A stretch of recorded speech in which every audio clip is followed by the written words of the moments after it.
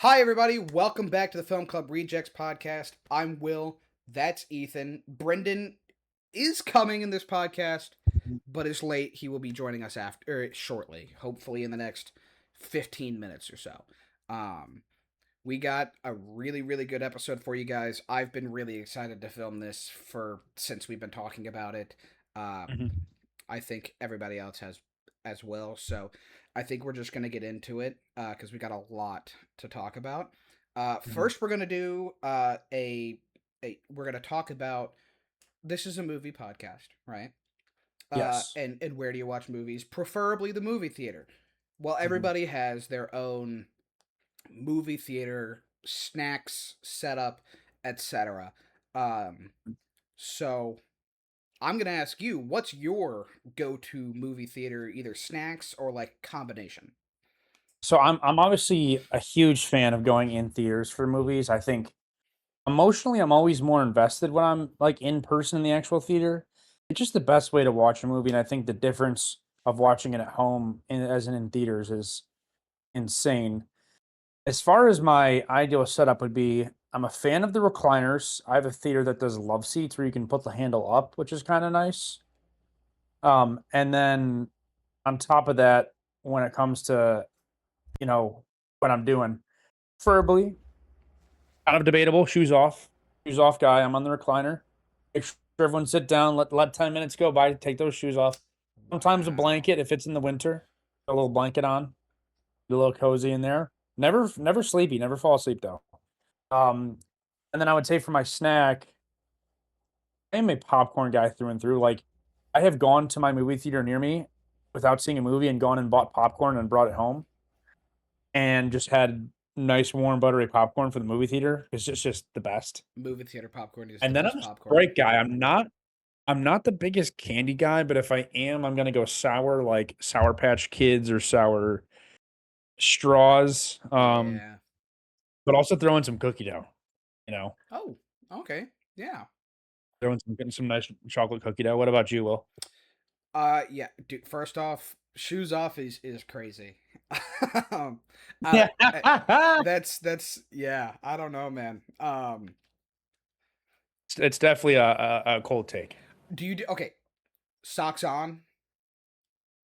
Yeah, Okay. yes. Okay, cuz Socks I on. see people who do the shoes off thing and it's like they're wearing flip-flops or whatever, or they're wearing like Crocs and they're just cement smackers out. Like Yeah. like Oh gosh. I No. can't I judge those people.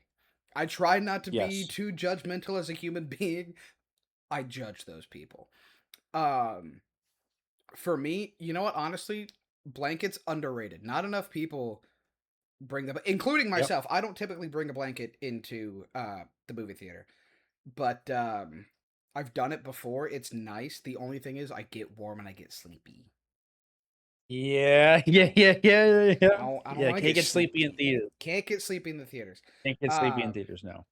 but I went to go see a movie with my family, and my sister was sitting next to me. She's like, "Oh man, I should have brought my blanket. I'm cold." I was just like, "Yeah, you know." Um, There you go. A hoodie will do too. You can bring a hoodie in yes, with you and throw the hoodie on as a blanket. I typically bring a hoodie unless it's the middle of the summer like we're in right now. But Yeah. so I'm usually always wearing tennis shoes too, so I keep the shoes on. I go to AMC's, so I prefer the recliners. That's AMC's my preferred theater. But they also have like what you were talking about, where like it's like a conjoined love seat where you can put the arm up and down, which is nice, Mhm. especially if you're going there on like a date night or something like that. Um, Yeah. and then yeah, I mean, you gotta go popcorn, right? Like you can't. You have to. You I've have gone to. to the movie theater before to go see a movie and been like, I just ate. I'm not gonna get popcorn, whatever. And I like sit down. I sit down. I get halfway through the trailer, like, fuck, I gotta go. You go. I'm getting up and Yeah, going. I Yeah, go can't get some like, yeah, I popcorn. Yeah. can't just, I just can't. I can't not get Yeah. popcorn. It's like borderline an addiction at that point. Um, Yeah. and then snack wise, I will also go sour. I'll either do like the Sour Patch watermelons or the gummy nerd clusters. So good. So Oh, good. they're so good. So good. I did high chews last time. They had like a Interesting. pack of high chews. I was like, yeah, why not? It's a little too much. Yeah. because you gotta undo the packaging and they're all individual. I like Haichu. I'm a big Haichu fan, but I don't want to be rustling through something Oh, and rustling the package. I'm like, it's too much. It's too much. Um, and I have a it, go-to drink as well. I don't know if you do. okay, what is that? Cherry vanilla Coke. Not Okay. cherry Coke, not vanilla Coke, cherry And vanilla Coke. AMC has that like Burger King like Yeah, vending like machine the sort of, yeah, yeah, like the where Coke. you get that full circle. You're swinging Yeah. that thing around and Oh yeah. you're picking your flavor. Oh yeah. Absolutely. And you got to do the cherry. I do the cherry vanilla Coke. It's crisp. It's vanilla y. It's like not a medicine-y cherry flavor. Yeah. Um, it's like the Have perfect you movie combo.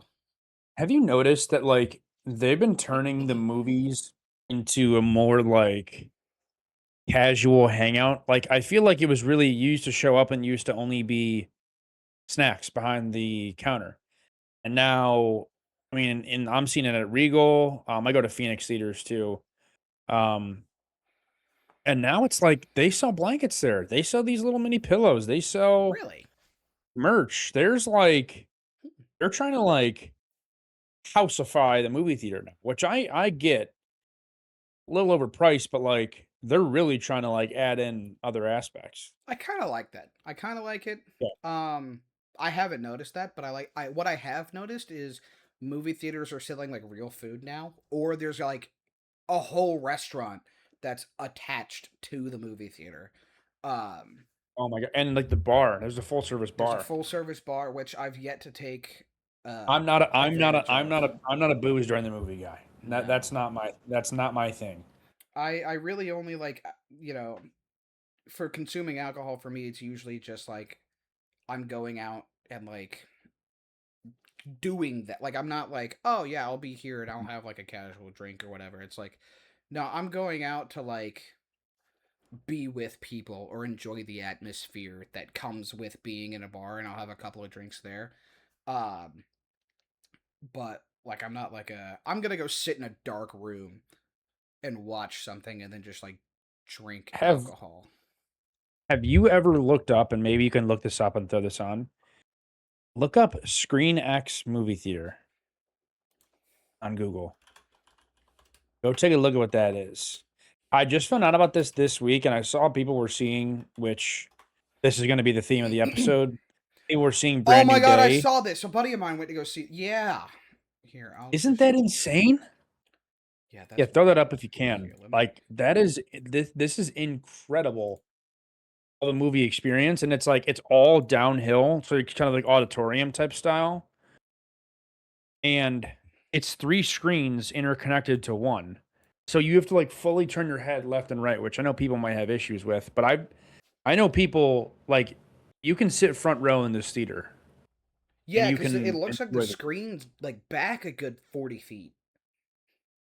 That's yeah, so it's like the first interesting. row is like where like the eighth row would be. Yeah, which is honestly my preferred. I like to sit like smack in Okay, the that middle well of actually there. that's a good question. So you prefer like lower bowl in the first section? Well, no, okay. I guess I prefer to be a little bit back, a little bit more back on that. I'm more of like a here. Let's just like go and look at like some random movie theater so I can get the seating right. I'm more of like a row like F. So whatever that would be. I'll throw this up. Yeah, here I'll just blink. Let's see. It is still loading for me. I don't know if it's. Oh yeah, okay. Yep. So that's what I had uh up on the screen there. Um Oh my bad. I didn't no even see it. no, you're good. Sorry. It was not showing I probably should have shared my screen. It was not it was showing on the recording, Yeah, not your on. mouth. Yeah. Yeah. I mean, what an insane view. They show a little like preview video. Yeah, Oh, that's got to be fun, but also kind of annoying to see. I've never been to one of those, but um yeah, I'm more of like a like directly in the middle of the movie theater, like as close Same. to the middle of the theater as I can get. That's where I want to be. I used to be a back row merchant, which I now am like back row's not my favorite. I like being a little closer. Now I'm like there's that handicap row below. Like I want to go up. I want to go up the stairs one row, and I want to sit in that row. Okay, But like yeah. you do have that railing in front of you, but mine's always below my theater, my movie theater. Yeah. So that brings me to my next question. What's your biggest movie theater pet peeve? And I can go with mine, and you can think about that while I go. Yeah, yeah. Hit me with yours So real I quick. so I saw Minions a couple weeks ago. We talked about I think a little bit on this podcast. So I saw Minions a few weeks ago. That's just like a typical high schooler movie where high schoolers will go and there'll be like 10 of them and they'll go and they'll goof around and like Not mess pay around. attention to the movie. They sat 3 rows from the screen and 4 guys show up, 4 girls show up, and one of the pairs of guys and girls were like talking or whatever. They go over like 10 seats over in the same row, like right in front of everybody in the theater. And while the movie's going on, all of their friends are like taking pictures of them with like the flash and like making fun of them and like distracting everybody in the theater right in front of the screen. And like they're like getting up, going to the bathroom constantly, going and taking trips, like just totally distracting. And like Minions is like, I understand that doesn't need to be locked in all the time. But like if that was Brand New Day or Odyssey, I'd be pissed. Yeah. So I would honestly say high schoolers, Yeah. high school group are my biggest pet peeve. I mean, I can confidently, or hopefully confidently say that I wasn't like that in the movies when I was in high school. But then again, I never really went to movies that I didn't want, like, really want to see. Like, I wasn't paying money to go. Mhm, Like I was getting paid like $13 an hour. I'm not spending mhm. an hour of my paycheck on to go see like, the Yeah, Minions if I bad didn't movie. want to go see it. Um, phones used to bother me all the time.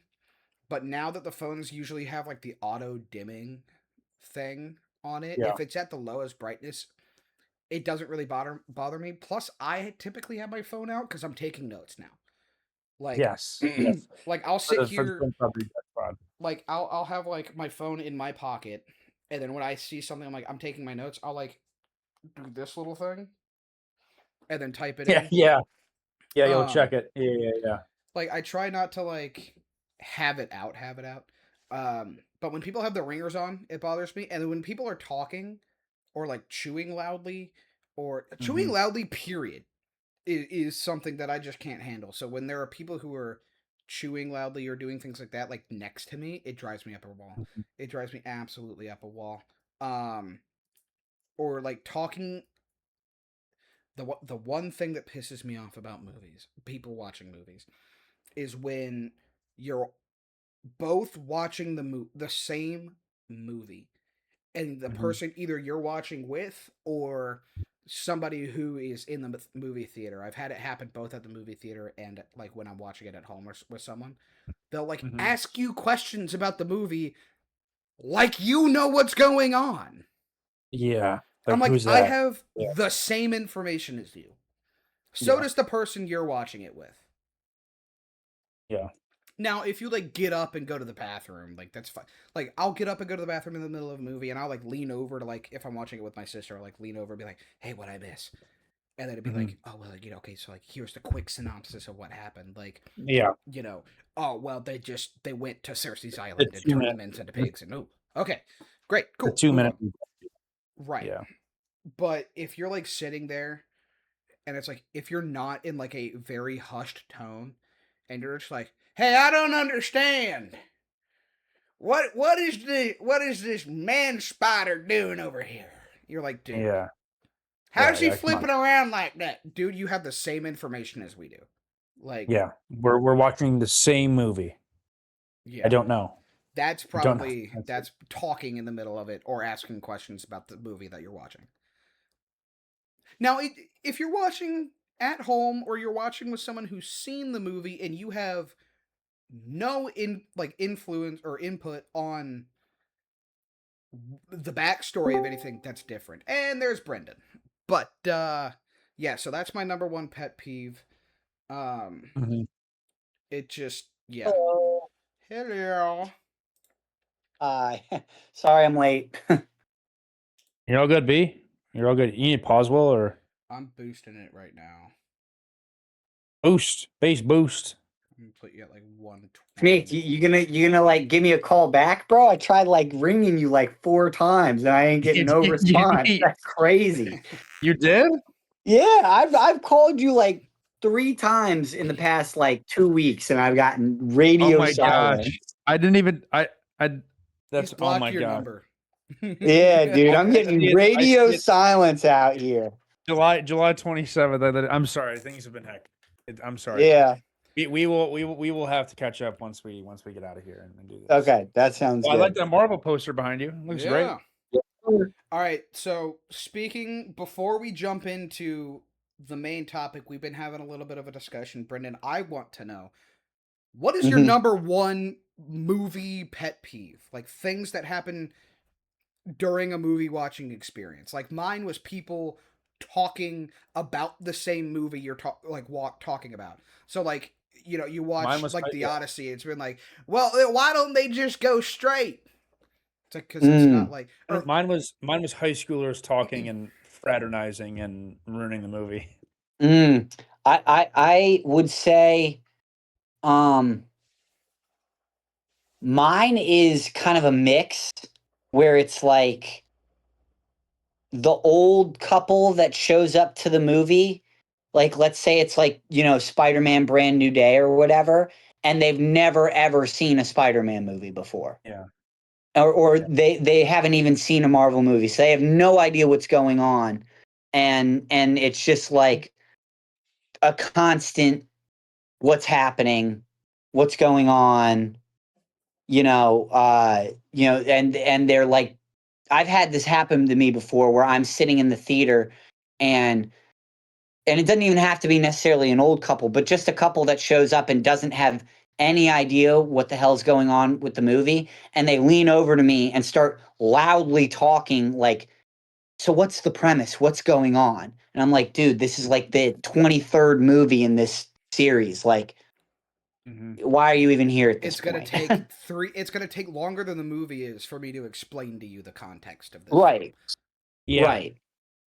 Yeah. So I would say that's my biggest pet peeve is like, don't lean over to somebody and be like, can you explain the entire, 23 movies I've missed before this to, Especially Marvel. while the movie's going on. Especially Marvel. Yeah. Correct. All right. Yeah. Good. All right. Well, I think what we should do next, and Brendan, honestly, you guys can both have your own lists. I'm gonna throw Marvel blind ranking at you. So 5 movies, blind ranking, 1 through 5. And I also have Well, 5 movies. We'll go. Yeah. Yep. So we'll go next, and we'll go after that. So I'll go first, and I'll read off my first one for both of you. So the first movie I have for you is Doctor Strange. The first movie. Ooh.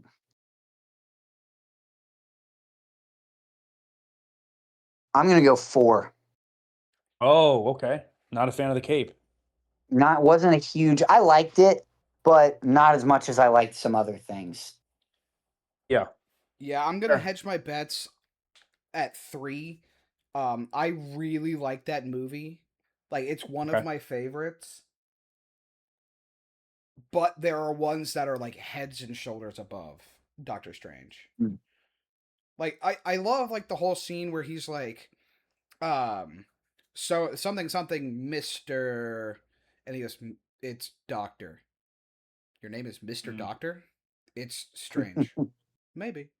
But who am I to judge? I also like the time scene where he's just like continuously dying over and over again. Dormammu, I've come to bargain. Dormammu, I've come to bargain. Yeah. Yeah, that to me is a very iconic scene and Marvel at its best. Okay. Oh yeah. All right. E-Man has it at 4. Will has it at 3. The next movie, and remember your list. I'll try to remember 2. I'm number mine 2. Down right now. Number 2 is Captain America: Winter Soldier. 1. Yeah, 1. You knew that. Wow. That's 1. That's my favorite movie of all time. So that's 1. Easy. Now, I will caveat this with I recognize there are objectively better Marvel movies. Like Infinity War is a better movie than Winter Soldier. But Winter Soldier is my favorite Marvel movie. They yeah, I think the ending of that, I think as far as those like early movies go, I think the ending of that kind of sets Marvel up really well for their next like few movies, especially Steve and the Ice and all that. Like I think that Yep. in and of itself that sets up so much, and we still see that end up happening in Endgame too. It had such a ripple effect for the rest of the MCU. Winter The Soldier Bucky or First Avenger? Winter Soldier. Winter Soldier. Okay, because Cap and the Ice is First Avenger. Oh my. Yeah. Oh wait, this is. Okay. Never mind. Scratch that. Scratch that. Scratch that. Yes, you're right. You're right. You're right. Well, regardless, It still has regardless, a Winter ton Soldier, of yes. impact on, the world at large. It actually first introduces Stephen Strange. If you guys didn't know Correct. It does. That is No, his first actually, mention. you know what? You know what this is? You know what this movie is? And you know what the impact of this movie is? Is Steve's like unbeknownst loyalty to Bucky. Like It sets up unbelievably Civil like, War, yeah. like Also it- sets up Sam's unbeknownst loyalty to Steve. Captain America. Mhm. and it's just like I understand it. It's an amazing storyline. I think in Civil War, I think it gets really repetitive over and over. And I get the baseline of that movie is Cap protecting Bucky and trying to get out of them signing this treaty and all that. And I understand Bucky, and then it's a huge reveal with Bucky killing Tony Stark's parents and all that. Like that I think is like he goes to no end to defend him. So Right. sorry, that's what I was thinking of. All right, so you guys both have that at one. Yeah. Correct. Third one we're gonna go with is Thor: Love and Thunder. 5. 5. That movie was dog shit. It is the I think it was terrible. funny though. It's funny. Thor: Love and Thunder is No, the it was- only movie that I walked out of going, man, I wish I didn't spend money to see this. Yeah, Thor: Love and Thunder was awful. That was a terrible movie. It did nothing for the MCU. It was the beginning of their. I think Thor: Love and Thunder was the movie that was the one that made me give up on Marvel for a couple of years. I didn't give It up was a on cop-out. Marvel, but I mean, the CGI was terrible, the writing was awful. The only redeeming factor of it was Christian Bale's performance in it, and that's it. Agreed. I Yeah. agree. And they wasted him. I think they wasted the God Butcher as a character in that. The whole In soap that opera movie? with the axe and the hammer, I really didn't need it. Yeah, that was a They lot. also didn't need the whole giving the power of Thor to all the kids using a bunch of random scrap metal and stuff as weapon. Like that just pissed me off. I hated that. Yeah, like are all those kids worthy? Yeah, like for I will limited say, time only, possess the power of Thor, and like the little girl's using her bunny, and I'm like, all right, this is stupid. I love Korg though. He's Yeah, Korg is funny. Korg is Korg is funny. amazing. yeah. Also, correct me, am I wrong? This is the first time we see Thor post Endgame. This is the first solo movie after Endgame. Yes, Yeah. this is where he leaves and goes with the Guardians. Yes, For like 2 seconds and then Yep. leaves. and then leaves. Correct. Wasted Yeah, potential yeah, there 'cause- too. Because before that was Ragnarok, and Ragnarok was before Endgame. Okay, Yeah. Yes. Ragnarok's fantastic, by the way. Ragnarok is amazing. Yes, it is. Agreed. All right. Agreed. So let's go through your lists as we have it right now. So I believe both of you have Winter Soldier at 1. Doctor Both Strange of at you 3. have. Okay. I He has have Doctor Doctor Strange Strange at at 4. 4. And then Okay. we both have Love and Thunder at 5. At So you have 5. I two have and- 2 and 4, and Brendan has 2 and 3. Okay. Correct. The next one is going to be Avengers Endgame. Ooh. It's got to be 2 for me because I'm going to go 2 as well. I can't put Endgame at 4. I can't put Endgame at 3. I don't think I think my 2 favorite movies in the MCU other than maybe Infinity War. You know what, Ethan? I feel like you're pulling on. I think Infinity War is going to be next, so I'm going to go Endgame at 3 No, I because I'm think saving it. I'm saving Infinity War for I 2. I think that's where we're heading here. I think he's got a Spidey in here, which is going to be really rough. I But I think like my thoughts on Endgame, like Endgame's Endgame, and you can't discredit how amazing a movie it is, especially at the time. I think out of all the Avengers movies, I think Endgame is like aging the worst in a way because you killed off 3 main characters. 2 of them are already back for the next Avengers movie. Obviously, RDJ is coming back as Doctor Doom, but from the trailer of, Doomsday, Cap is already back.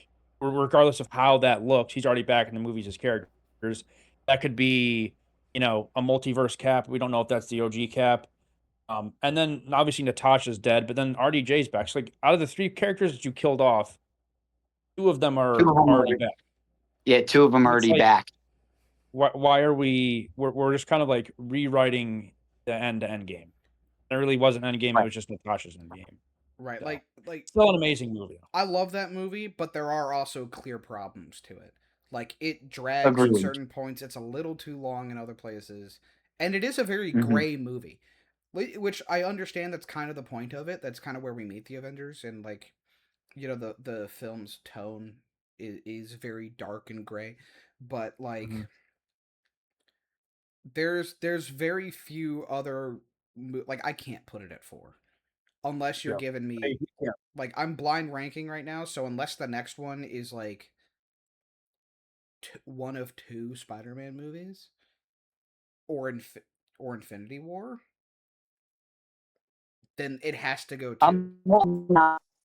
Well, I'm holding out hope that it's Infinity War. I have a feeling Ethan's going to pull Infinity War for us, so that's why I'm. Mm. Yeah. And all right. The last one, number 5. I think Brennan might be a little glitched. Hopefully he comes back in when I say it. The last one is Iron Man 1. Okay. Brendan Now, is you can look frozen. at that in a lot of ways because that sets canon for what is like the matriarch of the beginning first decade of Marvel. But Iron Man 1, we see the initial RDJ introduction to the MCU. Yeah, I'm kind of happy with it at 4. There's a very very large gap between 4 and 5 on here. Like I'm talking Mhm. the top 4 are cream of the crop. You're not getting better than a lot of these, and then like 5 is literally bottom of the barrel. You're dog shit. Yeah. Yeah. So I'm okay with it at 4. I would prefer Yeah. it to I would probably, if I could go back and change it, I'd put Doctor Strange below it, but like it's very close. I like. For me, I like Iron Man 1 at 2. That works for me. I think it's a very classic movie. I think it starts everything off. I think it's I mean, it was the first one of the first Marvel movies. I think it was the first Marvel movie I ever saw. Um, and that is, I mean, that's always going to hold a special place in my heart. So, Yeah. I think especially with how that ends as well with how he was, a weapons dealer for most of that movie and how it all starts. And like you kind of think that that's how Tony's going to be, especially with those movies going forward. But him coming back and like cutting all that down and wanting to kind of, I guess, turn the other cheek and have that good side to him.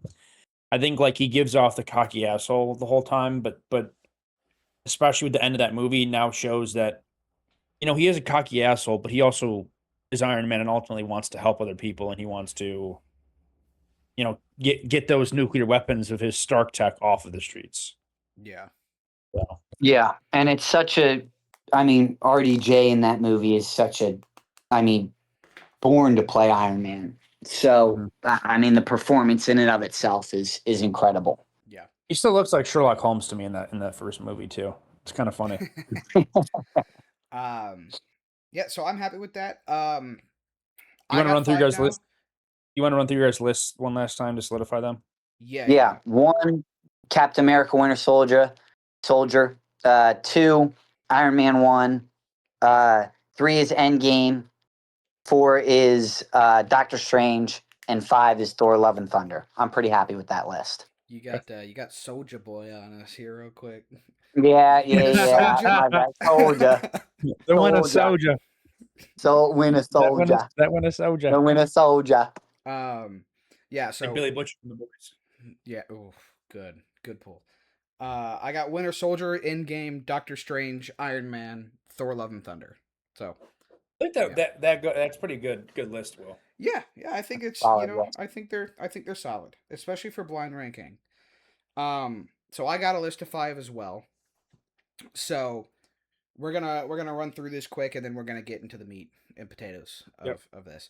Um, so you know what? We're gonna start where we left off. Let's give it Iron Man. Mm. I'm gonna So go the first- 3. The first one again. Yeah, Iron Man 1. Yeah. I'm gonna go 3. I'm gonna go 4. Mm. I'm gonna go 4. All right. Now what do I do here? All right, give me Spider-Man: No Way Home.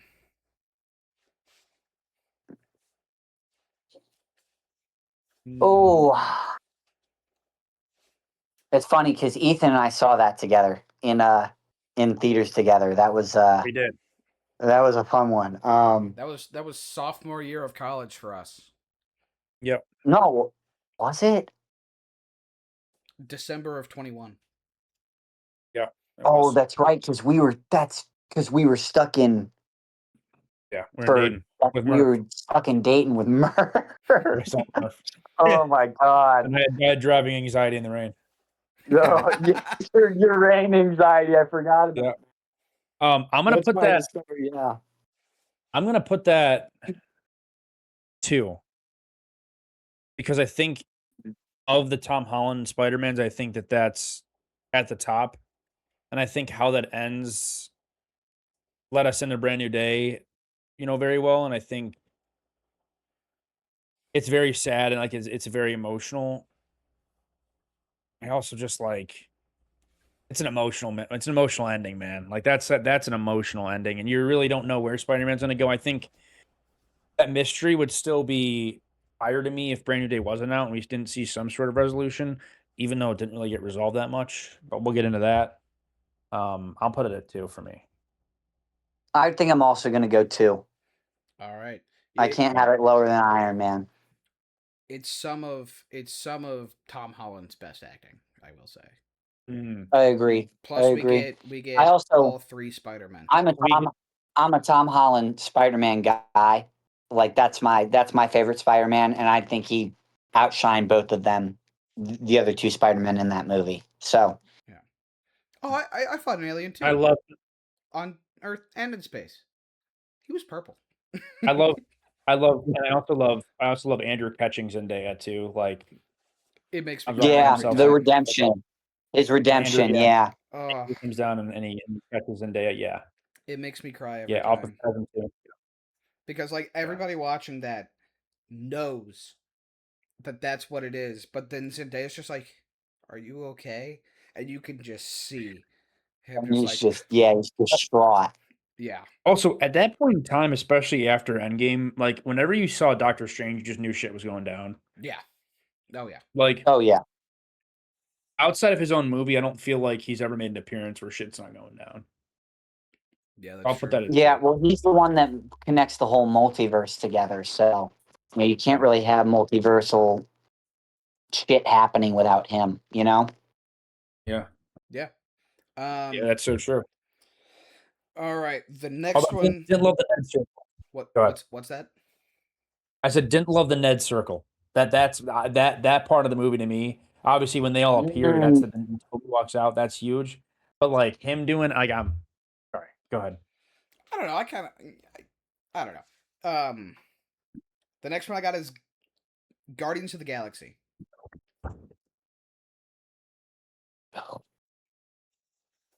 Damn. The first one, the very first one. Damn. I can't put it at 1. Oh, fuck. You backed me into a corner here. That sucks. I'm gonna go 3. I'm gonna have to go 4. Damn. Damn, that really sucks. All right. I think it's Yeah. a solid movie. I really, really like it. It's not the best Guardians in my opinion, though. Don't say 3. Yeah, no, 3's the best. I think it's 1 and 3 are very, very good, and 2 is just meh. Like I like 2. I like 2 a lot, actually. Ego is like a very interesting character, and I like Kurt Russell, but I think, yeah, I don't know. Yeah, I don't know. I think was 3 3 was like Rocket's the like Rocket backstory with the High to me. Evolutionary, and That's what I'm out on. And I when I saw that in theaters, I'm not the biggest Rocket fan, and I think there was just way too much Rocket. oh, Yeah. see, I thought Way it was too much great. Rocket. And then that's also where we get the "I bet we were fun," because the Gamora that's with them is the Gamora from after Endgame, and Peter's sitting there Yeah. going, "No, we were like together, we were in love," and she's like, the entire love movie you. is just like, I don't remember that. That wasn't me. Like, we were never a thing. And then at the end, they're sitting there, and she's like, I bet we were fun. Good call out. Good call Yeah. out to Brand New Day too. Is that Yeah. something similar to Brand New Day? Yeah. I was thinking that watching. We'll get to that. We'll get to that. I don't know. To me though, Guardians 3, the animal scene, and I get that's one of the biggest scenes where like he's releasing all the animals and all them from the cage. I'm like, oh, I was just grossed out. I don't like critters. I Maybe- agree. maybe- I'm with you on that one, Ethan. I thought it was disgusting. I was not a maybe fan. Maybe I just don't like critters, but that Nah, that creeped me out too, bro. I'm right there with you. I was not a fan of that. No, but I think like Guardians 3 was like the perfect not segue, but like continuation, because the entirety of like, especially the first movie, you see like Rocket really struggling with like who he is, right? Like there's that one where he's like, I didn't ask to get made.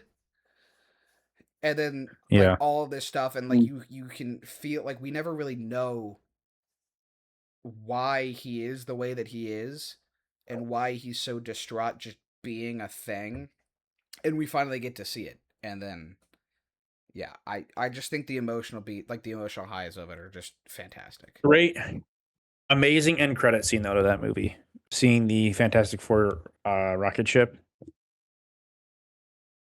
That was Thunderbolts. That was Thunderbolts. That was Thunderbolts. The end credit for that one was they were on a planet, and they were all in the Guardians like jumpsuits, and Groot's this big like tank Hulk.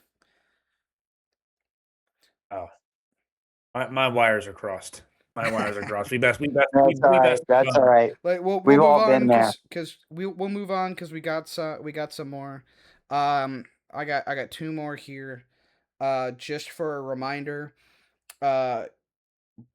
2, 3, and 4 for you guys are all taken. So you guys got 5, and you guys got 1. Okay. Right. So I'm giving you guys. Actually, either way, I think I know where these ones are going for both of you guys. So I don't really think it matters which ones. So Shang-Chi. I'll put. Damn. I gotta leave that to 5. I gotta leave that to 5, even though I think Yeah, it's that's gonna interesting. hurt, but I gotta put it at 5 too. Even though I thought it was a really good movie. I will say though, I do think that I do think that the battle in Not Telecom. That's the land the that it's one in. place. Yeah, the battle, and then his Sean's girlfriend, I guess, girlfriend, which that's such a weird dynamic. Uh, she learns to use the spears as well, and then he gets the Aquafina rings, which pisses me off just as a human being. they've just done a lot of storylines against dads and parents though, and like I Yeah. understand that he could be like he is essentially the main antagonist, but then like yeah. I'll leave it at 5. Okay. That's I'm right there with you. I'm right there with you. Even though that the final battle scene's probably one of the more well choreographed and uh um probably one of the more well choreographed and like cinematically pleasing fight scenes in the MCU. I just the rest of it is just fine, yeah, no, I think that's Yeah. absolutely fair. Um I was gonna try and play it off like I have like this really terrible movie next, but no, that's exactly where I thought you guys were gonna put it, because the next one's Avengers 1. Oh, that's one. Oh yeah, that's so good. That's one. It looks so good too. I've It watched holds that up. movie 14 times. It's incredible. It's I fantastic. mean, and the way it was the first time they've ever really it's the first time anything like that was ever really done. Was they brought different characters from all these different solo projects and blended them so well together. I thought it's just a great movie. They did it so perfectly. Yeah, I agree. Yeah. I mean, you get the big man in the suit of armor, take that off. What are you? Mhm. Genius billionaire, playboy philanthropist. My Um, favorite post credit scene of all time, where they all just go and eat chicken shawarma at the place downtown. Fun fact about that, which you guys probably know because the movie's 14 years old. Yep. But Chris Evans was filming Snowpiercer, and that was a last minute addition to the movie. So they called people back to go film it. But Mhm. because he was filming Snowpiercer, he grew the beard out for it. Yes, I did know. And Yep. so the reason why you see Steve from the side and he's got his hand on his face is because they put a prosthetic jaw on him, but it Mhm. wouldn't like stick. So he's literally holding his prosthetic jaw together so that the beard doesn't show. I That's also fun. love the Hulk jumping up and the punching down. Yeah. Yeah. Like Yeah. literally like pummeling him into the ground. Hawkeye's just like standing on the roof that entire fight downtown, and he's just like shooting shit. Like he's just not moving. Hulk's got like 80 things on him, and he's literally riding on the back of that ginormous fucking animal. Him and Thor are just on there smashing shit, and then Hawkeye's just Yeah. like slapping him up top. Hawkeye's just letting it fucking fly. Yeah. That's my Yeah. secret, Cap. I'm always angry. Oh yeah. I also love Yeah, when that's it. they first when Bruce and Tony first meet. Tony's like talking to me. He's like, also big fan of how you turn into a ginormous green range monster. Yep. Yep. Yep. It's so perfect. All right, And so he tases them a little bit, and he's like, just checking. um, Mhm. so we got Avengers for both of you at 1, Mhm. Spider-Man: No Way Home for both of you at 2, and then Yep. Iron Man for Brendan at 3, and then Guardians at 3 for Ethan, and then we got Flip It for 4, and then And 4, Shang-Chi yep. Yep. at 5. Correct. I think those Yep. are good lists. Yeah, I would agree. I would agree. I might have put No Way Home at 1 if I knew. Yeah, that's fair. Maybe. I would have kept. I like my list. Avengers. I think I like my list. I think in terms of like the broader universe, Avengers is probably the better movie. But in terms of 100%. in terms of like, it's just so fun. Spider-Man Glaze. It's Spider-Man Glaze. Yeah. Spider-Man Glaze. Yeah. All right. So that is our blind ranking of Marvel. So what we have next is Spider-Man: Brand New Day, ladies and gentlemen. Yep. Let's Yes. go. Yes.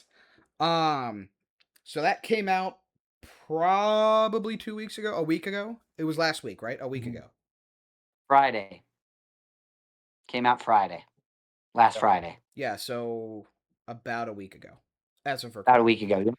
About a week ago. Oh, I knew someone was gonna do it. Oh, God. Move on, Will. Sorry. Move on.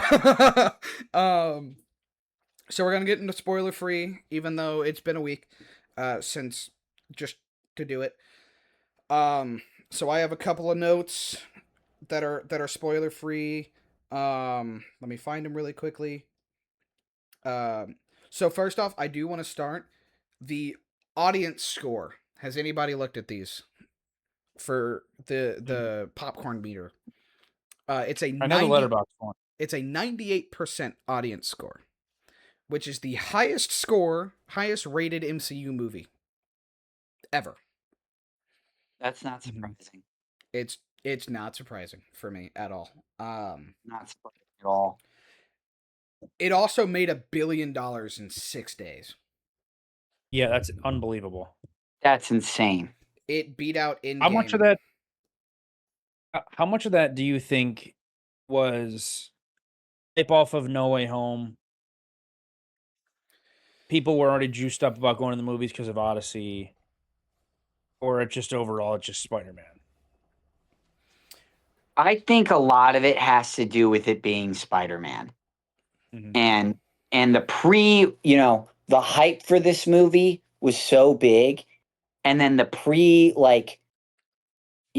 people who got to see it early coming out of it and raving about how good it was, only to confirm, it lived up to the hype. I think that just made it like, for example, like people who normally would not go see this movie went or normally would not go see a superhero movie. Like my mom and dad went to go see this movie. My parents Yeah. don't go to the movies very often. Like Mhm. they were like, "Oh, Spider-Man's coming out. We're going to go see it." Like it's got that kind of draw. Like people who don't go to the movies typically are going to see it. Yeah, Yeah. yeah, like my mom isn't like a big like thing either, but she's like, "Oh, I want to go see this movie." I was like, Yeah. "Yeah, great." And I don't even think she saw No Way Home. Um, but I do agree with you, Ethan, that the broader like everybody's excited for this is, I think, at least some of it, if not a little bit more than 50% of it, can be drummed up with how No Way Home ended. Yeah. But like I heard some other people talking about this on other podcasts that I listened to. They asked the same question of like, would Brand New Day have been as successful if No Way Home didn't end the way that it did? Mhm. And maybe not, because I mean I do think that like the draw to this movie is a lot of like we've seen Spider-Man basically be like Iron Boy Jr. I think is Mhm. the moniker that they've been giving him. Um and like the ending of No Way Home kind of solidifies like, hey, that's gone. Like that's Yeah. not what this is going to be. This going forward, that's not going to be this. So I think a lot of the draw was like, we finally get to see Spider-Man be Spider-Man. Yeah. For Right. sure. Um Now does that have Yeah. to So you got do caught. with how No Way Home ended? I don't know, but I think like because they could have marketed it the same way and people could have Mhm. gotten that excited about it, but I don't know if that would have much impact either. And I think it a also. big part of it. Oh, sorry, Ethan. Go ahead. No. You go ahead. I think a part of it is, you know, the like I'm trying to figure out the right way to say this, but a lot of people growing up who had the Tobey Maguire, Andrew Garfield Spider-Man as their Spider-Man, like it was the, street level, he's the broke, depressed, either teenager or young adult who's learning how to be balance Spider-Man and balance, you know, Peter Parker, He's and me for that's real. what this movie. Yeah, and that's what this movie got to, and I think a lot of people were excited, and that's kind of how this movie was a little bit, marketed because that's the way No Way Home ended, and I think a lot of people were excited to finally see like Spider-Man be Spider-Man and not just be like you said Iron Man Jr. Right. Yeah. I yeah, I agree. And I think especially because you obviously get your first time seeing him is in Civil War. Tom Holland, you see him in Civil War, and then he gets Homecoming, which is great. And it's so funny too because I'll continue my point after I say this, but like he goes from he sounds so young and he is so young in Homecoming in 2017, and it's fast forward 10 years later, 2026, A Brand New Day. Like I know he's 30 now, but like he's like an actual man now in Brand New Day. Like he sounded so kiddish and he was so like kid energy and boy energy, and I get that might be part of his story arc because he'd seen so much stuff. But like going from Civil War the fight, which is cool, Oh, you got a Homecoming, which is metal arm? cool. That's awesome, dude. He's talking during that whole entire fight while he's fighting literally Bucky. Yeah, and then right into Infinity War and Endgame, and then you get the next two times you see him is Far From Home, No Way Home, and then now Brand New Day. So it's like the beginning of his arc was kind of caught in the phases of like you're gonna see a little bit of Spider-Man. Everyone's been anticipating him for so long that we'll give you one solo movie. Well, he'll be in 10 minutes of Civil War. We'll give you one solo movie, and then you're in Infinity War Endgame. And then when you come out of that before his next two movies, you're like, well, I have a pretty decent idea of who Tom Holland Spider-Man is because he does get a lot of cheese time up until he gets snapped, and then he comes back in Endgame. Infinity War more than Endgame. Because then Mhm. you have the whole going to outer space scene, and Tony shoots that rocket, tells him to fall back, and then he shoots the suit at him, which is so sick. That scene Mhm. is so Which is such a sick yeah. scene. I think overall what I'm trying to say is like I think it's hard, especially to get character development when his first solo movie is 2017, and then you're waiting almost 5 years, 2021, for his next one coming out. So Right. Well, and they Right. treated his first trilogy as kind of like an origin story in and of itself, like a 3 movie origin story, which I think is really good. Um, and it's kind of like it sounds cliche, but it's like it's like a brand new era for him, a whole brand new day. We get like to see a new side of Oh. him in all of that. Um, I loved one of the things that I wrote down that I really liked is that New York really you can feel it. Like it yeah, feels very tactile, like it's there and it's like almost a character in this movie. yeah. And then even shoot Yeah, it I there. agree. What did you say, Ethan? I said they didn't even shoot it in New York either, which is crazier. Yeah, it was mostly Amsterdam I Wow, I did not know that. and That's Chicago. incredible. Interesting. Yeah, well, I would say, Will, I think a big part of that was just the way in which, um, you know, they were very focused on. There were a lot of bank heists, like street level crime, things that were he was talking to the commissioner. It almost felt like um, it did. It felt like they were in a city with a high crime rate, and that's what stereotypically that's what New York's known as is a high crime rate city and blah blah blah. And Right. you could feel that like presence of oh he's going to stop bank robbers. He's going to stop you know I wore show the it shirt. off I wore again, the shirt Ethan. for Show it. it I wore off the shirt again. for it. Show it off again. But and then are we still spoiler free right Yeah, now we're gonna or go spoiler free for a little bit. okay?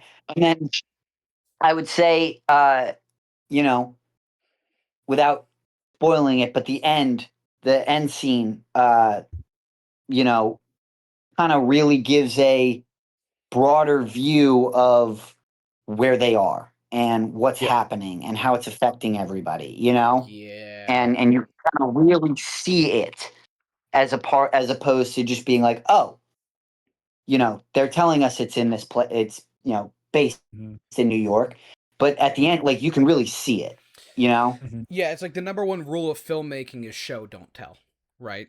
Like Right, right, and I think exactly. I think they did a perfect job of they showed us New York. They didn't tell us New York. Yeah. Right. And kind of like this really seems like a completely different Spider-Man movie than we've gotten with at least Tom Holland, but maybe even any live action Spider-Man movie. I mean, Yeah. the fights were great. It looks fantastic. Um Mhm. like I have down here the way that they use the webs in this movie. Yeah. A lot of times in like the fight scenes and things like that, I think that's something that we haven't seen in most of we haven't really seen it since the first Spider-Man Tobey Maguire in 2002, where he like uses a web in combat, like as like a where he like clotheslines Green Goblin. Yeah. Mhm. Like we haven't really like seen that, and I think that the way that they did it and um the way that they really portrayed like he's kind of going into his own with these things Mhm. with his abilities, or I think they did that fantastically. Yeah.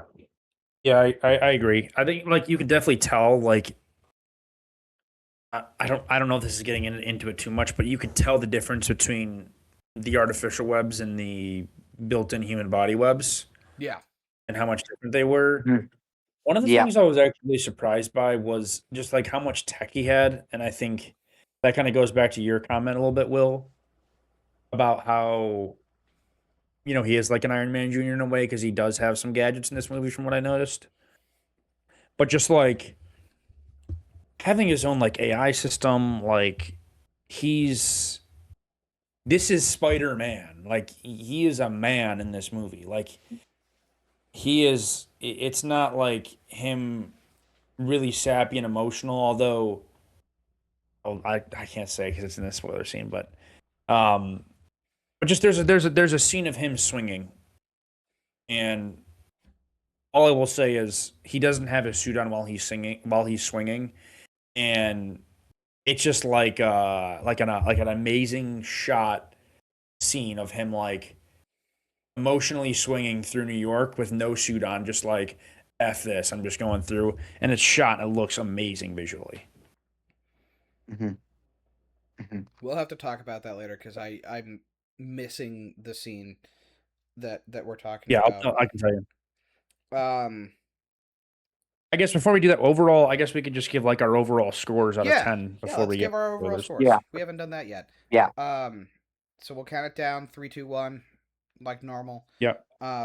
Yep. All right. So here are our scores for Spider-Man: Brand New Day out of 10. 3, Yeah. 2, 1, 9.5. 10. 8-3.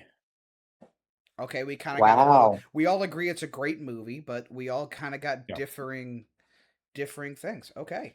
Um I'm trying to look at my notes. Do you guys have other like Spider-Man things that aren't necessarily spoilers? No, I think just more so overall the sentiment of like this really felt like a Tom Spider-Man movie, and I think Mhm. out of all the Spider-Man movies that we've seen, I think there's a lot of character building, especially with MJ, with Ned. Where's his place in society? He like never really gets bullied. Like in Homecoming, I think they call him Penis Parker. Like they kind of are trolling him a little bit. Like he doesn't Yeah. really get bullied. I think kind of like how Toby did. But like this, it just like it's so good to just see like it's almost like the other movies you're training and you're training and you're training, and it's like now it's like this is his show, this is him, this is who he is, and how he was able to just control the screen and I think control a lot of these scenes was very good. and also John Bernthal's amazing. John Oh Bernthal's my awesome. John gosh, John Bernthal is Bernthal's John fantastic. phenomenal in this movie. So many I funny do moments. feel I do feel bad for all of the people who didn't watch the Punisher show and are like, Oh, "Oh this my guy's god, funny. this guy's hilarious and so funny," and is like, "I'm gonna go watch his show," and is about to step into like the most depressing and sad TV show ever. Yeah, it's like that one meme. It's like, oh, sure, 1 second. Close the door. Alan, we are so fucked. So fun. Yeah. Yeah. I'm like on the edge of my seat, just waiting for just waiting for. Let me tell you something. Like I'm like. Let me tell you. just like, Let me tell you something. Hey, let me tell you something, man. you know what? Let me tell you this. He does say it once, but does. it's so He does. He does say it once. It slipped in. It slipped in right before a certain big person gets into the movie, but. And let me tell you something. He's in the trailers. It's fine. That's not spoiled. Okay, yeah, right. It's right before the Hulk, like Yeah. as the Hulk scene's happening, which to me, by the way, and we're getting into spoilers now. Yeah, let's go into spoilers now, just because I feel like we're hitting up against talking points that are spoiler adjacent. So, spoilers. We're getting into the Spider-Man. Spoiler warning. Spoiler alerts. Spoiler warning. If you haven't seen it, don't watch the rest of this. Come back to it. Go see it. Come back. I promise we're gonna have good stuff. But if you don't want it spoiled, don't watch the rest of this until you see it. I think we should go favorite scenes first, and then we can kind of like talk about it one by one in a way when it like moves around. Okay. Okay. I will start just because we're on it. Yeah. Real quick before we do that, just for something for you guys to think about, and this will probably come up as a talking point. We could have gone without the Hulk in the marketing, right? Like, I think they should have not shown the Hulk in the marketing. I agree. I'm behind that. I think they should have kept it as a surprise. That would have been a nice surprise, but And they shot it like we didn't know that was going to be Hulk. Right. And I think we could have. I think one of the problems with Marvel over the past couple of years has been the way they've marketed their movies. I think there's been stuff that they've put into trailers that you don't need to, and kind of spoils it. That's why, and I've been saying it for months, and this is why I always tell both of you, I don't want to watch trailers. That's why I told you I don't want to watch anything, because you get a lot in this trailer with Brand New Day. You get a lot from that trailer. I'm okay with showing Banner. I think Banner is great. To me, just don't show the Hulk. Like, show Bruce. Like how many times have we had where Bruce Banner has just been a side character, helping out on the side in movies, or he's not the Hulk at the time. Like, just show that scene of him going into the classroom and talking to him. That's fine. Right. The professor thing is fine. Just you don't need to ruin the Hulk being in this movie, because I feel like that was such a big reveal that could have been, like a big surprise moment for the audience. Instead, I already knew it was coming, Yeah, I think that's actually a good point too. I don't think there were really any shock moments, and I think Marvel usually is very good about that. Like, they will usually throw a good shocker in there about another character. Yeah, the shock value in this movie was very minimal. I think there were like one or two, but it had to do with not like anyone we've seen before. And that's I think my lower score, and that's where I get it. Is I think, and everyone's saying this too, but I just think the plot was predictable. I think like kind of halfway through the movie, you kind of pick it up, and especially when you're dealing with the damage control and you're talking to, I'm gonna call him Mr. Milchick, but when you're dealing with Mr. Milchick, and for those who know Severance, like you know that he essentially was going to be a guy who like turns heel and was the bad guy. Like you kind of knew it, and it's kind of a lackluster bad guy. Shocker, the Department of Damage Control that has been the villain for like 4 Marvel projects is the villain in this one. Oh, huge surprise. Yeah. And that goes back to Civil War too. in Civil War as well, because there's some of those. There was a good callback because the fist, the electric fist that you see them working on, Yep. and he Homecoming. walks by and looks at that. Homecoming. What's it called? Homecoming. It was Homecoming. Yeah, it's in home. Sorry, it's in Homecoming. Yeah. Sorry, yeah, it's in Homecoming too. So like, kind of like interesting callback in a way. With the The one I shocker picked out. technology. Metzger. Yeah, and Bill even- Metzger is who and you're even- thinking of. Was the Yeah. DODC guy. Bill Metzger. Yep. And even in No Way Home, or not in No Way Home, even in Homecoming, the bad guy to start it off was the Department of Damage Control in Homecoming when they seized Vulture's Reclamation thing, yeah. yeah, and they started him as a villain. So like that's an interesting callback. Is they've been Peter's or Spider-Man's bad guy technically twice now. I have And, a theory about the DODC that we'll get into later. And by the way, the villain's name, you literally just said it. Metzger. Vulture. Oh, Vulture. Vulture just like when their when their construction site gets seized in the beginning of the movie, and he's just like, "What'd you say?" And the guy said it. He just fucking punches him in the face for no reason. He just punches him in the face, and then just like, okay, like Yeah, then we just They're cut. just And we're like- like, Didn't you just Yeah. assault a federal agent? Like, what? Yeah, yeah, we're like, we're and not she's like- gonna go arrest this guy. We're just gonna let that slide. she's All like this. right. She's like, she's just like, we got it from here. Everybody can leave. It's like, okay, that guy just got socked in the face, and we're just okay We're moving on from that. We're just cool with that. Yeah. Oh All my right. gosh. Anyway, moving on. Yeah. You had something before I brought up the marketing.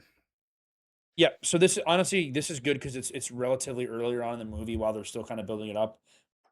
I do love the damage control scene though. Like I do really like that, and I think especially like that Hulk fight is very good, and I love that Punisher comes up and Jean Grey, which we'll get to, is like jumping, between people, and then she jumps into Punisher and she just like goes and grabs the bombs and just like sticks them up to the thing, and then Good luck with just that. like casually waiting up there.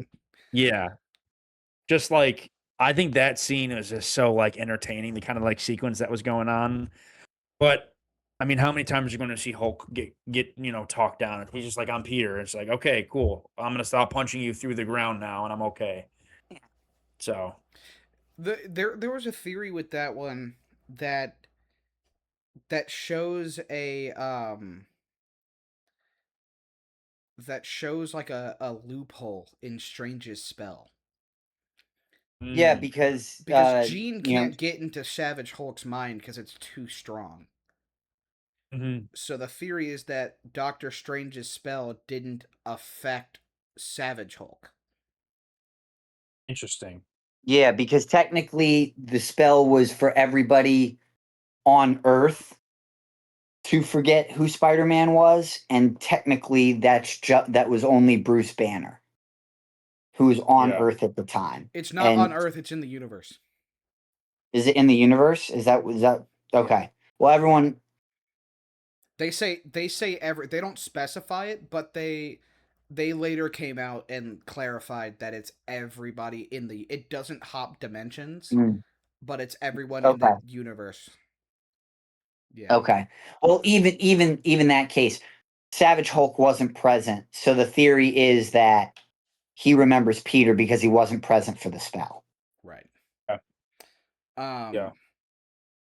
Which, yeah, I get the frustration. It's like, hey, the sun's getting real low. Like, all right, we're gonna do this again. Like, sure. I mean, when you're up against Savage Hulk, I don't really know what else you're supposed to do. Please stop hitting me. It's Peter. I swear. Yeah, please not. Please stop beating the shit out of me. I swear, you know me. Like I don't know what else you're supposed. When you're in the, I mean, but think about it, right? I know that people have that complaint, but like, if you know that works, and you're on the verge of dying because you're Mhm. hopelessly outmatched. But does he know that it works? I mean, I'm Spidey's sure. never been around with Savage Hulk.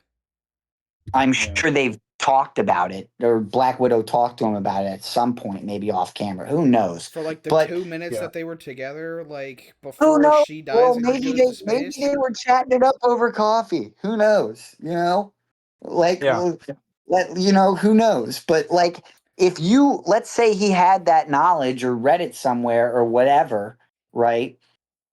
Yeah, I'm going to try that BS too because I'm going to get my ass kicked, and that's the only way I've ever known that it's going to work. It I'm could have using also it as just a last been, resort. yeah, it could have been that last ditch effort of fuck it, I don't know if it's gonna work, but it's me. Right. I don't know what else to do. It's worked before. I have no idea what else to do. Well, even if he doesn't know that it's worked before, he's like, I literally have no other option. I mean, Yeah, I literally have no other option. I'm getting choked out here. Like, I'm gonna die. I don't know what else I'm supposed to do.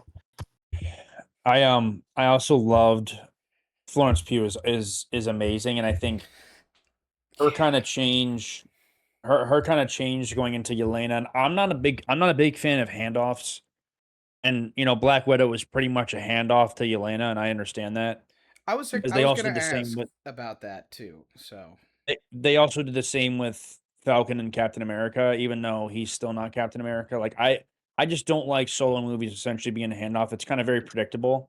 But I think she's been so diverse in a way where it's like she was great in Thunderbolts. She's pretty much the main protagonist in Thunderbolts. Mm-hmm. She gets a little cameo in here where she's obviously, in her office. But she's just like funny. And like I think I think she, her I think she's put her own spin on the character, yeah. which has been refreshing. I'm just worried though, and I think that's might be where we see in Doomsday or maybe Secret Wars is like you kind of see like Natasha was sort of the glue between you know Cap's crew, and she was also very connected with Iron Man. She even chooses Iron Man in Civil War with that fight initially. I think Florence Pugh is kind of going to have that same little theme with her when it comes to She's the this group connector.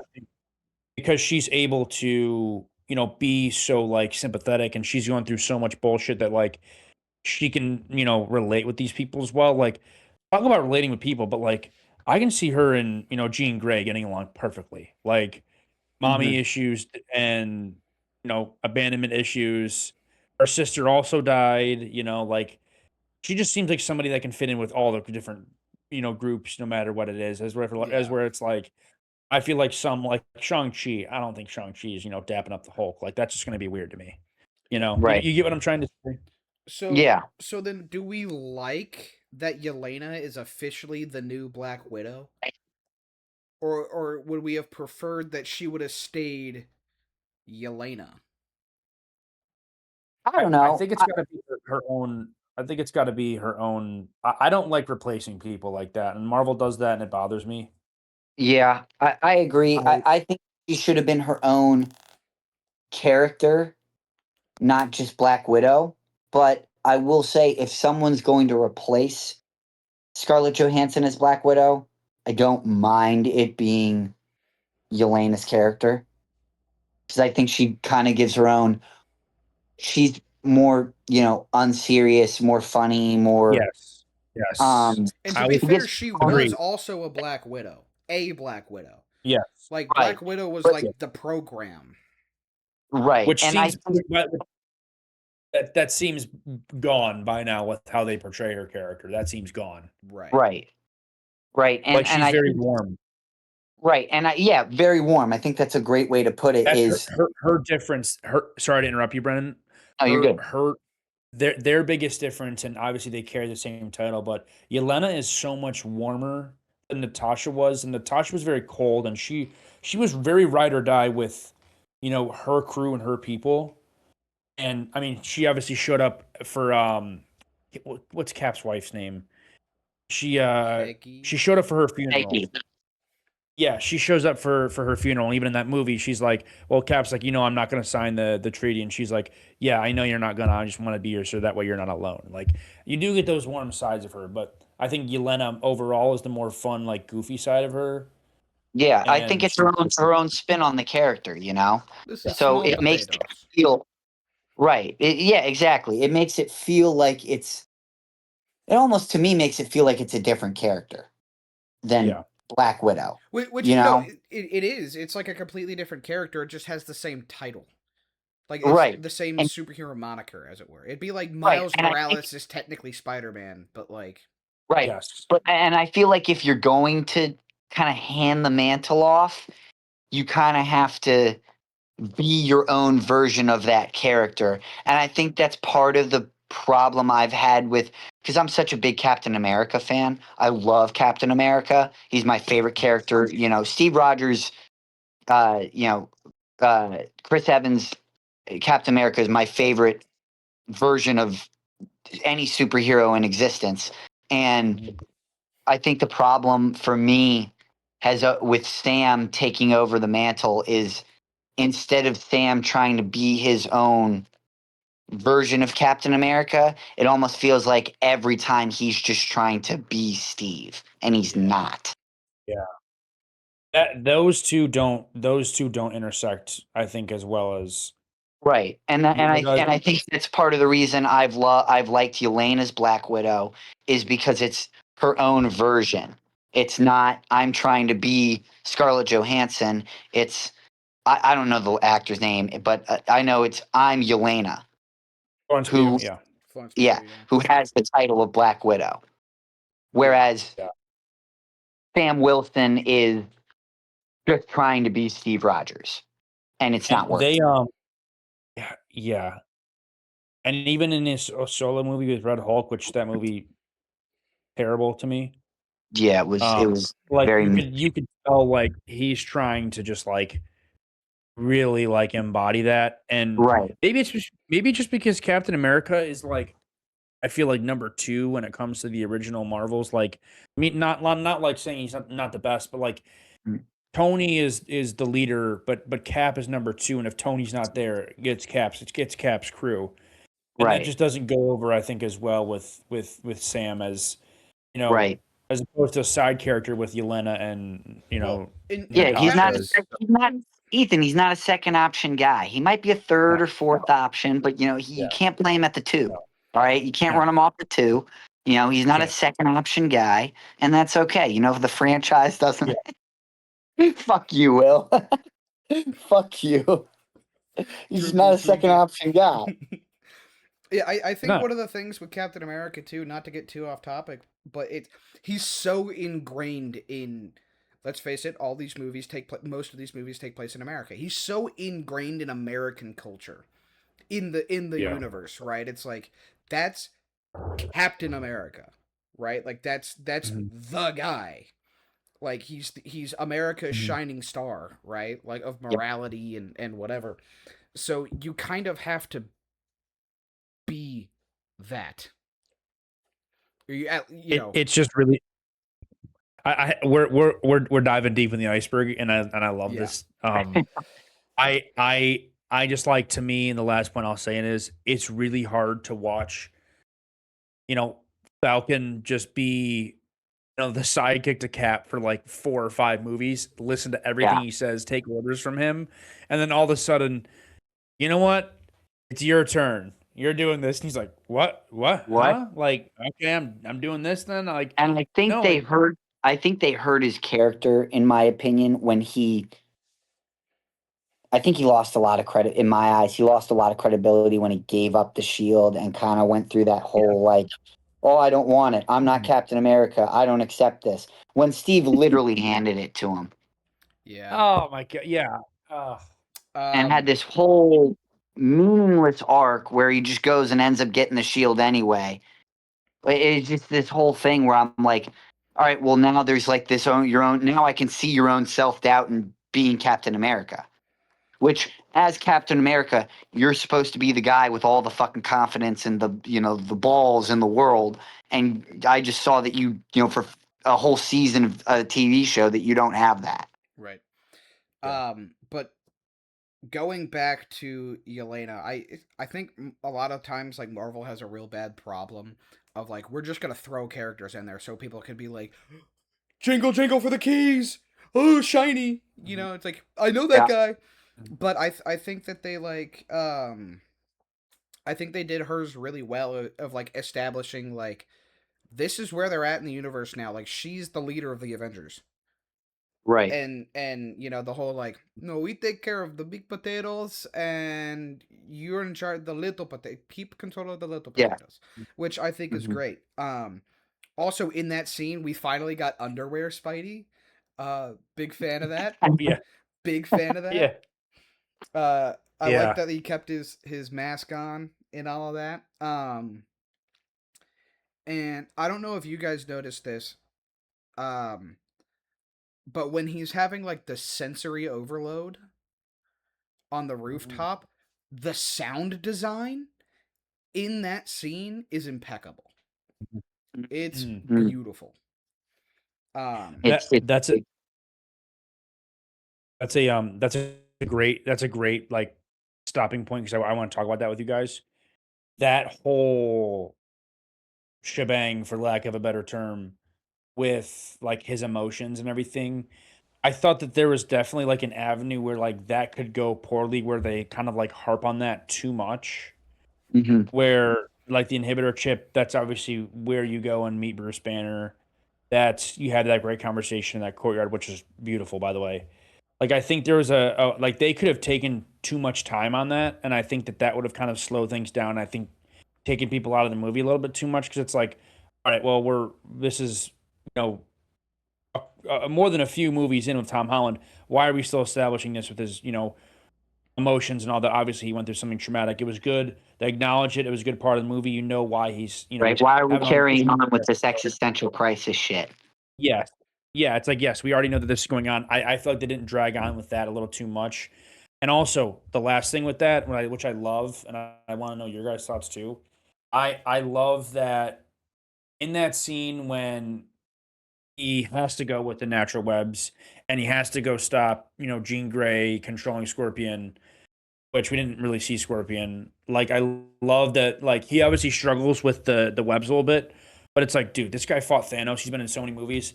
Thank you for not making this drag out 20 minutes on him learning how to use the new webs and stuff. Like Right. it was Yeah. 2 seconds and we're back into it and he's back fighting. Like I think Right. they handled that they handled the emotions very well. I think with Yeah. because that was a kind of pivotal part of the movie, and then it ends up him being a badass and being able to control both, which helps Right. it out even more. They handle it was good. And I agree, Ethan. I think where you know, we get to the point where it's like, all right, yeah, like, come on, man. This dude fought Thanos. He fought all these big, threats. Are we really gonna have him fucking struggling to handle Scorpion? Like, is that Yeah, where we're going? Like, and I even feel get like there. right, and even him getting there, like, I noticed when he was fighting Scorpion, he eventually just gets to a point where he's just like, all right, like, fuck it, like I kind of got it now, at least enough to be able to overwhelm Scorpion, and it's like, all right, good, like this motherfucker is an original Avenger. Like, we're gonna sit here and act like he can't handle a street level Yeah, dude in a yeah, Scorpion costume? Like, I don't want to. yeah, Like, can we not downplay this character? Like, he's not him, mm, you know? yeah, yeah, Yeah. for sure. So obviously we see him quickly pick up Scorpion at the beginning, right? But then we see him Yeah, again, and he's being controlled by, surprise to nobody, Sadie Singh's character is Jean Grey. yeah, And I really like the whole like, you think I'm Scorpion? And then it's yeah, like, oh, Mm. you can't sense me. And then he like, you know, she kind of tries to like exploit that and then gets in his head about all of this kind of stuff. And I think I have a question about Jean Grey here later in the end, but I think that's going to be a little bit more of a talking point. Um, and I kind of want to bring it back just a little bit before we dive deep into the whole Jean Grey thing. Um, Mhm. First of all, the guy who plays Ezra in the Ahsoka show, so MJ's boyfriend, hate that guy. Paul? I hate that guy so much. Fuck Actually, Paul. no. Funnily enough, I was watching the credits because I wanted to know if they named him. His character in the movie is just the boyfriend. Yeah, people scanned through and did the like little subtitles thing, and in the subtitles, his name's Paul. Yeah, I hate that guy. Oh, I hate okay. that guy. Fuck Paul. Yeah. Fuck that Fuck guy. Paul. We talked about this like going on a year now. Fuck that guy. Fuck Paul. Fuck that guy. God, I hate Actually, Paul. Fuck Paul. While we're on that guy, that party is so funny because Ned's like poster board. Oh That is- my that god! is just I so, like- swear I'm not a weirdo or some stalker. I just think he's really cool. I just want to know Yeah. who he is. I just want to know who he is.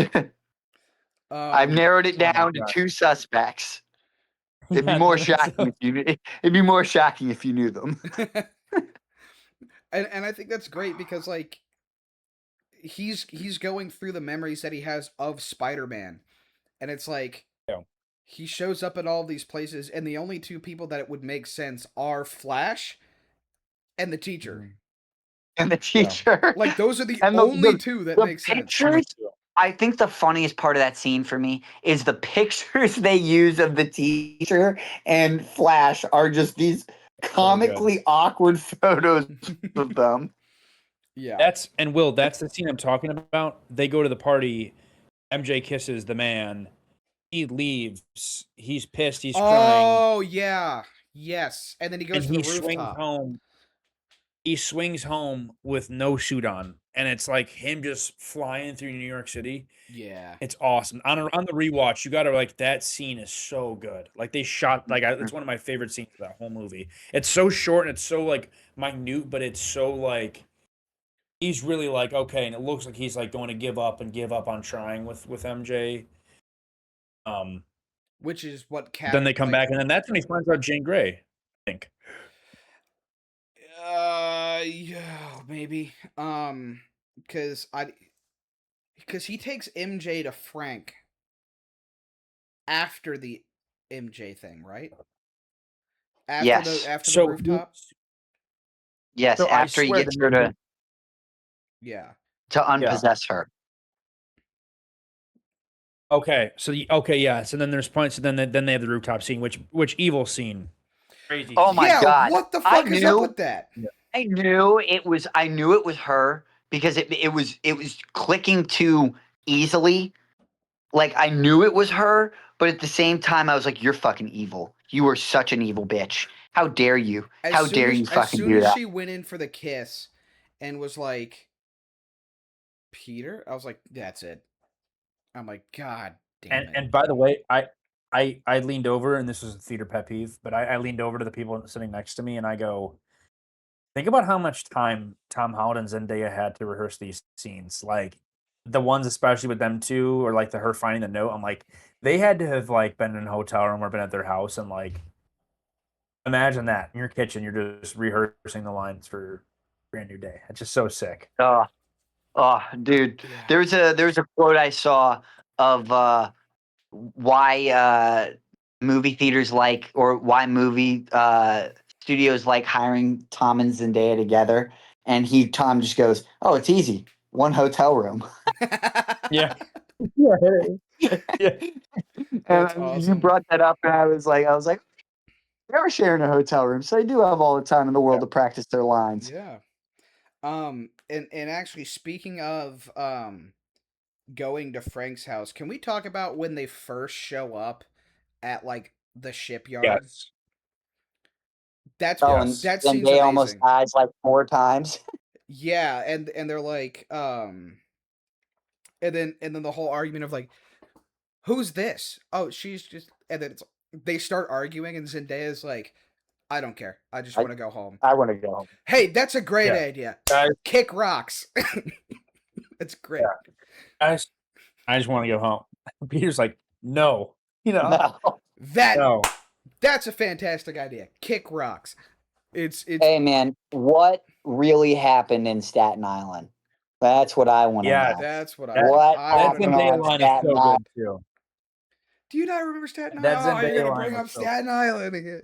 What save your life to get a favor? Oh, fuck you! Like, what, I gotta do it twice? I love that, and then I also love it's a great line too, and Peter's like, "Well, I'm trying to protect you." She's like, "I've almost died 4 times. It's not really going very well. Yeah. I've Yeah. almost died 4 I- times." Ethan, going back a little bit to you were asking earlier about like what our favorite scenes from the movie, and now that we're on Frank Castle, my favorite scene of the entire movie is right after MJ convinces the Punisher to go and or Frank to go and help Spider-Man, and Spider-Man's like, "What the fuck are you doing here, man? This is above your pay grade. We're fighting the Hulk," and he's, "Oh shit!" Yeah. What are you No trying to way. get out of Frank fighting the Hulk? Castle just goes, "Oh shit!" I like the whole, it's that like, I told you scene- to I told you to stay and guard her. Yeah, well, she told me to come and make sure He you were told me to safe. come and guard Really? you. She- Bro, really? this She is said way that? above your pay grade. We're fighting the Hulk over here. Oh shit. I Oh my god. I love It's too when they so perfectly done. You blushing daffodil? part one of the battle part one of the battle doesn't really go well. They're like hiding behind that little like their little block, and then like, all right, well, you go here, you go grab this one, you grab this one, and Peter's like, you just don't want to fight the Hulk. And he's You're like, just trying to get out of fighting the you're not Hulk. wrong. Oh yeah. Yeah. Yeah. He's like, Yeah. yeah. Don't get within 33. Don't get within 33 feet. Yeah. Oh, also, sorry. Immediately. Before going back to Immediately going got back to his snapped. going back to Frank's place. I need this. I need this. I need this. He's like, I got all I that. have shit. all of that. For what? He For goes, what? I have all Bombs. that. Bombs. Bombs. Yeah. Oh, that's Yeah. so. Oh, that's so Dude, good. That so shipyard. Yeah, good. the shipyard's so good. You don't, Shipyard is so good. Frank. You do not have the stuff that I need for this. What do you need? Blah blah blah. Blah. I got all of that. For Yeah, what? it's like, yeah, I got all that. Bombs. I like how MJ says it too. MJ's just like, MJ just goes bombs. She Oh my so god. good, and I love that graphic too. She's in the movie for I think like 13 minutes, and some of the best. she's in the movie for like she's like in the she's in the movie for like 13 minutes, and she made like $8 million off of it, which is just insane. But it was so good because they're like there's so much MJ lore. There's so much MJ in all the other movies. Far From Home, No Way Home. There's so much MJ. Everything's rooted around her. MJ can still be part of the story, but we're in Street Spider-Man, and this is your storyline is very good, and I think that's good. They didn't make that Peter and MJ not being Yeah, together. they That didn't was make it definitely about. They didn't make the whole movie about fixing her memories and his memories, which Yes. originally Yes. is the where everyone thought it was going to go. Right. Was Also- if you Sorry, go ahead. sorry if you watch No Way Home and you see him swinging off, and I mean everybody after No Way Home thought that this next movie was going to be like, all right, how does I know he doesn't tell him, but like how does he go about getting her memories back? And rightfully so. That's like Endgame trauma, because that's exactly how like Endgame was. It's like a lot of that movie you spent. How do we go back in time, and how do we change this? It's like every single time now with the multiverse, it's like, okay, shit hits the fan. How do we go back and change the timeline? And it's like, okay, we need to do that. Right. There's different ways to approach that. We'll drop a little Easter egg. Right. And I agree, Ethan. I thought they did a great job of not forcing that storyline and making it, this is a street level Spider-Man movie. That the motherfucker has to figure out his own shit first, Mm-hmm. And I kind of want to like, while we're bouncing around this, I kind of want to hit the nail a little bit on the head here. When he comes back from fighting the Hulk, and she's read the letter. Oh yeah. That entire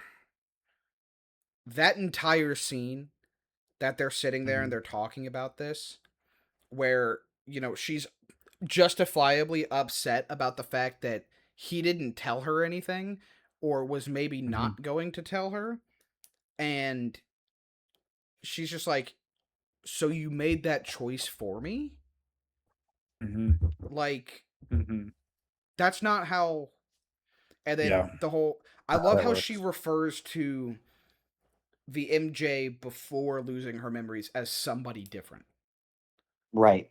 Where it's like, when you think about it, yeah. I mean, it's an entirely different person. And the other thing is, it was. I mean, so at this point when I mean, they're getting ready to graduate college. It's been 4 It's been years, 4 years. They did right? graduate college. Like, yeah, they're Did you? Yeah, that's an entirely new person. Like, you go off to college. I mean, think about it. Think about even like you go. Think about some of your friends from high school, right? They went off to college, right? They're when they come back after they graduated, after you've seen them, Mhm. they're not the same fucking dude that was Yeah. drinking in your backyard with you when you were trying to sneak 21. beers as a senior in college. For legal reasons, we were all 21 when this happened. Yeah, Yeah. whatever. All right. And I also like too. They get obviously he gets Gamora as well, which is the callback from what we were talking about earlier, where Yeah. he gets Gamora again. Where she's just That like, I leads don't me love to you. When she goes, and I that leads don't me to love like you, and it cuts to Peter. Tom Holland in that scene. Now, I know they're married. I know they're like together, but like, and I can't imagine how that would be like when you hear that from the person that you love the most, where it's like, I don't love you. yeah. But Mm. you Oh can yeah. like the drop in the Yeah, the entire visible theater pain. from that is just. Yeah, I I know mean, exactly what you mean. And I guess that's where, and this is where another one of my where the 8-3 comes from. This is, I think, where another one of my issues is like, all right, well, you have that amazing scene cut. We don't let that really sit in. He aggressively flies her home, and well, I guess swings her home. And then she's like, yeah, you know what? You can come upstairs, which I understand. She's not inviting him upstairs to rekindle everything. You want to come say hi to Ned? Yeah, and you know what? As a viewer, I want to see him go say hi to Ned. So yeah, I'm Yeah, down for that. I have that yeah, Yeah, I'm written game down for here. I that. said I Go loved the gang getting back together. yep. yeah, go up and see Ned. Go up and see Ned and talk to him. But that I think, and we can break that scene down even more with the drawing on the iPad. That was so emotional, and on the paper, that was so Have you awesome. seen I'm how just she saying. draws him? Have you seen how she drew him? No, It's the She drew homecoming him in the suit. old suit. without a mask. Oh my gosh, in the old suit. It's in the It's the old suit. homecoming It's not suit. this. It's the Oh my homecoming gosh, suit. that's She an drew him Easter egg. in the homecoming suit. So Oh, that's such a great Easter egg. I'm so happy you brought that up. Yeah. Um, that leads me subconsciously, to she knows. but that I think overall leads me to I think Zendaya's character, especially with MJ, regardless of memory snap or not. I'm happy they didn't bring her back to, in Homecoming. She's hilarious. She's so funny. You guys are losers. You're at this party. Well, you're at this party too. And she's like, no, I'm not. Like I'm happy they didn't bring her all the way back to that. Her, I think like, and we said this about Florence Pugh too, but like MJ's just warmer, I think, in this movie, and like I really could feel their connection more. I think her and Tom, like, regardless if they're playing that cat and mouse game of them like dating or not, but like to me, they always kind of felt still a little bit like off. But like I think their chemistry in this movie felt so good, and it felt so like you felt very invested. And they very much felt that like connection, even though they're still not like dating. I just thought that was awesome. I think like they played very well off of each other The as a whole whole. scene Yeah. where he's messing with the inhibitor chip and he's got his mask off and she's behind the curtain. Yeah. That whole scene where Mhm. they're talking together where it's like where oh yeah, well my boyfriend says that I'm like too closed off or something like that. Yeah. Um and like that whole like they're joking back and forth. You're like, "All right. Okay. I see. All right, here we go. I feel Here Yeah. it. we Yeah." go. Yeah, you can see how much better. I mean, they were obviously trying to paint this picture, but like how much better they would be together then. I, I don't I don't know if you guys felt this too. I kind of was worried that they were gonna go with like the Peter steps away and starts arguing with Frank, and like you turn around and like she's not there anymore, and she's like on her way home. It's like okay, I was nervous for that for a second there. Like I don't. Yeah, Yeah. where she's trying to dip. Yeah. I felt like she was going to try and do that at some point too, but I'm glad they did not go that route. Yeah. Mhm. Um Um, Go ahead, you had something.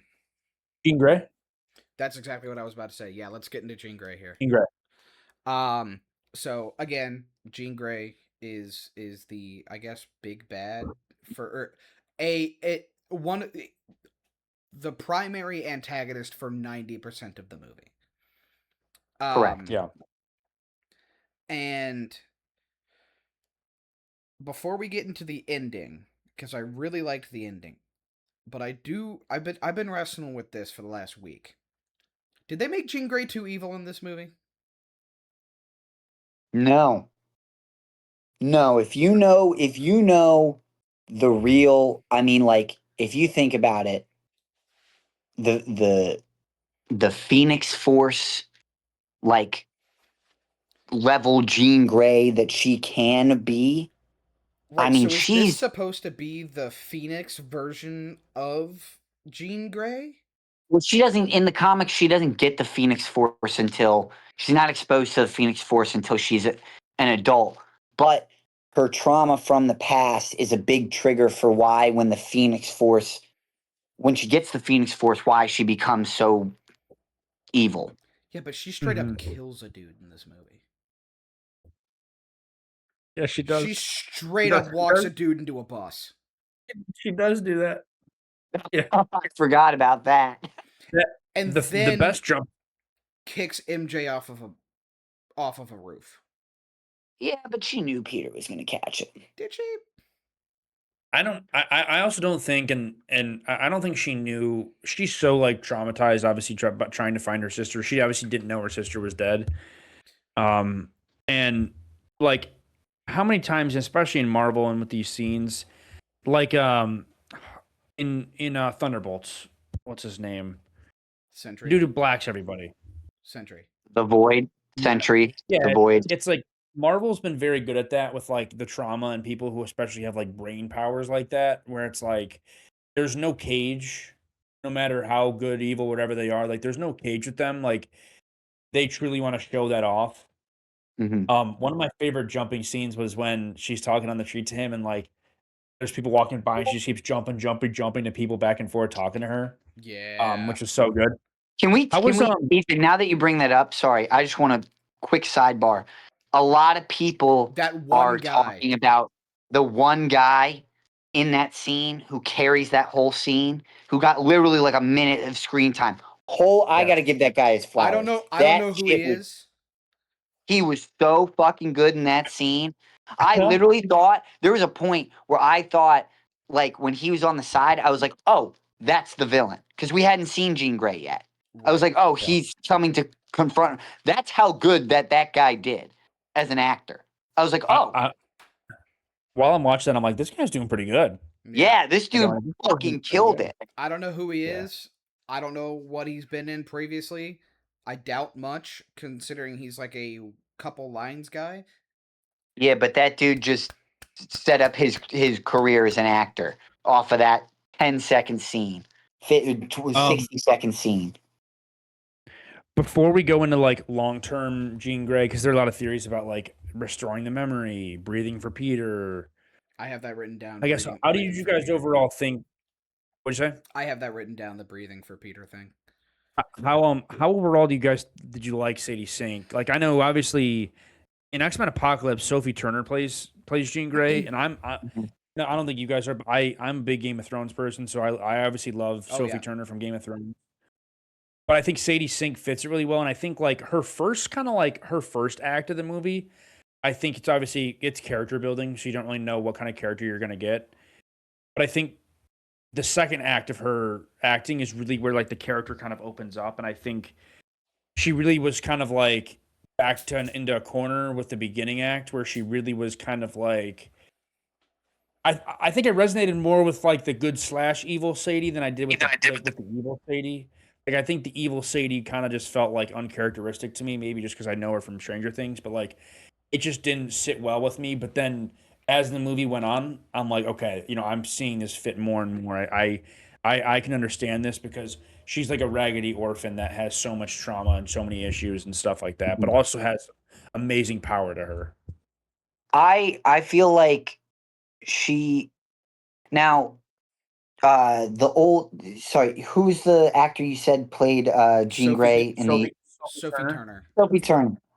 When I watched X-Men Apocalypse and I saw Sophie Turner, I always felt like Jean Grey, even if when it was just Sophie Turner and some other people that played her, I always felt no one could ever nail her because I always felt like everyone made her character so awkward. Like Yeah. she wasn't, like she couldn't be like a normal person and like talk like a normal. Every mannerism was like awkward or like Yeah. forced, or she didn't know how to talk to people, you know? Yeah. In this one, I felt like Sadie Sink made it where it was like, all right, yeah, she's evil, but she like isn't this like oddball, like can't really have a conversation. You know, I get that she's like this big, powerful mutant and everything, but like she has the way they set her up, like with having a sister, and like she's able to have conversations, and she's not just this like Mhm. awkward, like Sophie Turner in her scenes when she was Jean Grey was always just it was like awkward to watch her conversate with somebody. And in Yeah. this one, she's not. She's actually able to have like there's the conversations don't seem forced.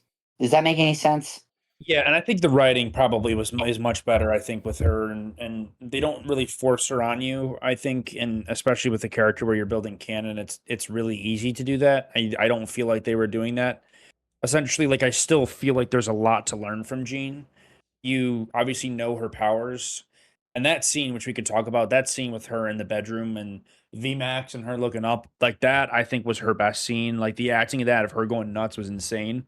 Yeah. But I think it's very easy to try to be like, okay, we're mid movie here. We need to establish some canon. Here's 15 minutes of bullshit that we're gonna shove at you and just like digest that, and then we're back. You know, like it felt very natural with how they progressed her story, and I think her acting got better as it went on. I think she almost like warmed up in a way. I agree, Yeah, and I think the VMAX reveal was huge. You know, because like I was never expecting it to be, that. It was the last thing her sister saw. I thought VMAX was legitimately like a injection or some kind of chemical or something that they did, and you're sitting there and you're like, I thought that was a great. I know we talked about how there was minimal surprises in this movie, but I thought that was a surprise they pulled off really, really well because Yeah, I would never have guessed that to be what it was. yeah. I mean, it reminded me of the boys. Is it Compound V? yeah. Compound V. I thought Compound it was V. gonna be like okay. So real quick, I loved Sadie Sink as Jean Grey. I also really liked Sophie Turner as Jean Grey, and I wasn't really sure how it because Sadie Sink's she's short. She's not like Sophie Turner's got like she's tall, and you know Oh, what I mean. Like oh yeah. she's tall. Sadie She's Sink's not physically intimidating. right, and like I grew up with like a Jean Grey with Famke, whatever her last name is from the original X-Men movies, where she's like tall and lanky, and she's kind of got like, like the almost hourglass body type, and Sophie Turner did too. I'm like, yeah, okay, yeah, and Famke then Janssen. yeah, and then you get like X-Men '97. It's like the same kind of thing, and then I was like, oh, I don't know, like 5'4" Sadie Sink as Jean Grey might be a little, but I was like, all right, but I think she did. I think she did fantastic. And the VMAX thing, I thought it was gonna be like I thought the big reveal of VMAX was gonna be like that's the mutant injection. Hmm. Like you know how in Deadpool they like inject him with a bunch of stuff and it's like it triggers the mutant reaction Right, and right. like the adamantium stuff triggered whatever.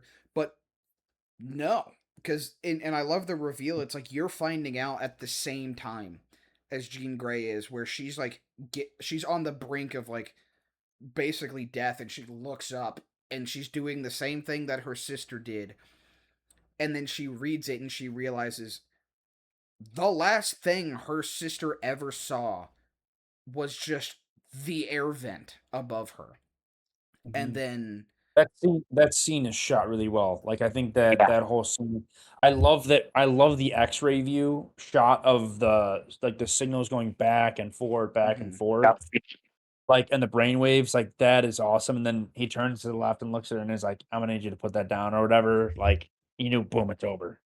Right. Yeah, I mean, that was really good. I think that entire scene um was a great catalyst because we're like, oh, yeah, Jean Grey is like the most powerful psychic outside of maybe Mhm. Professor X, and even Professor X is like she's if she tapped into what she can, she's the most dangerous person in the universe. Mhm. Yeah. And She's an level. She's categorized as an omega Omega level level mutant. mutant, right? Yeah, which is Wow, the I didn't same know as that. Franklin Richards, by the way. Yep, Um, correct. She's the most powerful telepath on the planet. yeah, and the way that we're all sitting here, I was sitting there the entire movie. I don't know if you guys were, but I'm like, they've really kind of like bitched Jean Grey out here. It's like Yeah, 33 they kind feet. You can only do it with one person at a time. Like, I'm like, all right, you gotta like hop people. I'm like, you know what I mean? And then, boom, and like that's all she could do. That's the right. thing. Like you think about it, that She was can't it. move Like anything with her mind. she can't. Yeah, she can't move anything with her mind. She can't freeze people like she does at the end of the movie. Like she can only hop minds, and that's it. So you're sitting there in the beginning of the movie, and you're like, even if you have like some, you know what Jean Grey is capable of. Like you're kind of sitting there, and you're like, really, like This Mhm. is it. this is supposed to be the most powerful being, one of the most powerful beings in Marvel. Like, and all she's doing is hopping minds. Yeah, you're giving her the Hulk treatment, really. Right, right, Yeah. exactly. And then you look up and you're like, oh shit, VMAX isn't this thing. Because I was like, oh, they're gonna make her more powerful with the VMAX, and it's gonna go whatever, and that's where we're gonna get the Phoenix, right? Like that's what Right. I Yeah. thought. And then it's like, oh shit, no, it's just the vent tag, and then Yeah, It did make her more powerful though. yeah, Right after that, yeah. I That think was her. That was her breaking point. the That's where her. VMAX did make her more powerful. Yeah, Yeah, right, that's where her mutant gene evolved. yeah, I know what you're That saying. mutant. For those that don't know, like the it X takes a gene. traumatic event to evolve your mutant gene, and that's what they were referencing in the movie. Is that was her traumatic event that caused her gene. She didn't just become more powerful; her mutant gene evolved. Right. Yeah. And I Yeah. think to be able and they kept you in the dark about this whole thing for the entire movie, and to be in the dark with her, and then everything clicks together with Mhm. as a viewer and as Jean, and you're sitting there like, Mhm. oh shit. And then Oh she goes, shit! oh shit. And then Mhm. boom, we get Jean Grey. And like, yeah, she's got growth in her power to still do for sure. But then, like, all the glass is breaking, and you see Bill Metzger, and like all the glass is floating around him, and all of that. And it's Mhm. like, all right, okay, Marvel understood the assignment. I'm sorry Yeah, for now doubting. she's a real fucking Now she's a real fucking I telepath.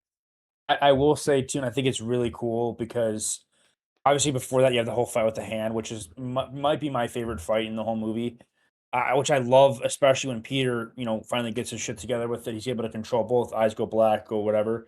Mhm. But when he jumps up and he like is 360ing and Oh, shooting out of nowhere, the spinning and then popping webs. up, Oh, and when he comes down it's slow mo, like that's insane, and it's so cool because it's Tom who finally busts into the door for where Jean Grey is, and they both had their powers kind of evolved by like a traumatic experience right there. yeah, Like it's kind of cool that both of those like stories and both of those like powers kind of like convene at the pinnacle point of the movie, right. Right. and then Punisher shoots, and then Punisher snipes him. I, Yeah. Hits him right I, in I, the. And then Punisher does the insane Fortnite trick, 4,500 meters distant. yeah. Yeah, fucking Um, dumbass. kind of to go back to the hand fight. I I love that it's Jean controlling him.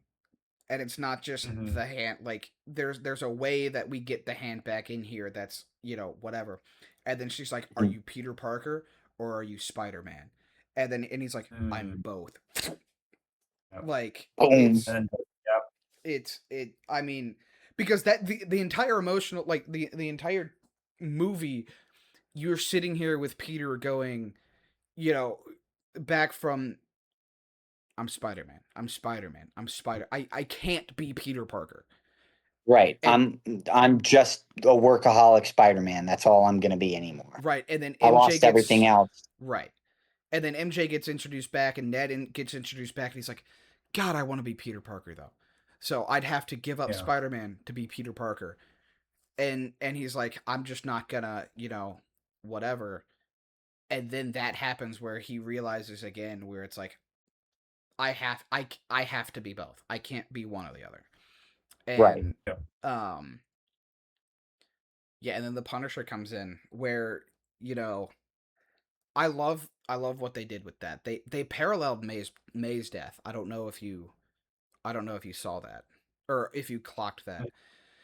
So he Mm. gets shot because he turns. So Punisher is Hmm. shooting for Jean Grey, right? And Yeah. aiming at, and then Spider Sense goes off and he grabs her and like pulls and rolls, so he gets shot in the back. Well, in No Way Home, um, May's like standing there with him and hugs him after Goblin flies away, right? And then he like pulls back and his hand is covered in blood. Well, Hmm. Jean pulls Mm. back and her hand is covered in blood. Yeah. And Peter looks down and looks concerned, and May is like, "What is it?" And he's like, "Oh no, no, you're okay, you're okay. Like it's gonna be fine." And then she collapses, and she's like, "May, you're okay. Stay with me, May. Stay like right." And then in this movie, Jean pulls away, hands covered in blood, and she's like, "Oh my God, Peter!" And as he's standing like hobbling, he goes, "I'm okay, I'm okay, I'm okay," and then drops. Yeah. Mm.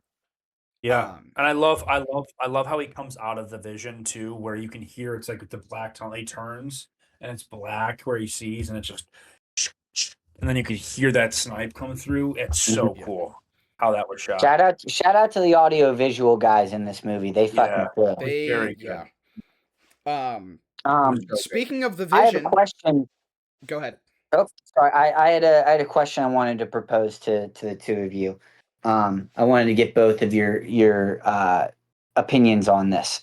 So we've got the end of the movie, and uh, Peter ends up being fine, and uh, uh, Jean ends up being like they let her go or whatever, You see where and she was going? um, I did not see where was she going. She went back to. Didn't she go back to the park? She was on the bus. On the bus. But where's the bus going? Oh, that's right. She was on the But bus. where's the bus Forgot Where's the going? about bus that. going? Upstate New Oh, York.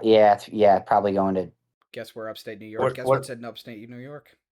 the professor's school for gifted children. Professor Yep, Xavier's School for Gifted Youngsters. yep. Um, Maybe. but my question to both of you: we get at the end of the movie. Well, during kind of the end when they're all kind of stuck in Jean's telepath wave or whatever. MJ's crying, and then Oh, we're getting into at the end theories. you Okay. see MJ is back up on the Midtown High uh Roof. Midtown High roof, and she's smiling and clutching her necklace. Was she And then we also smiling? see she was fondly reminiscing. It looked like she Okay, because was I read touching the that necklace. as like almost like distraught. But maybe I I don't just know. read it I wrong. thought she was whatever. She was touching the necklace.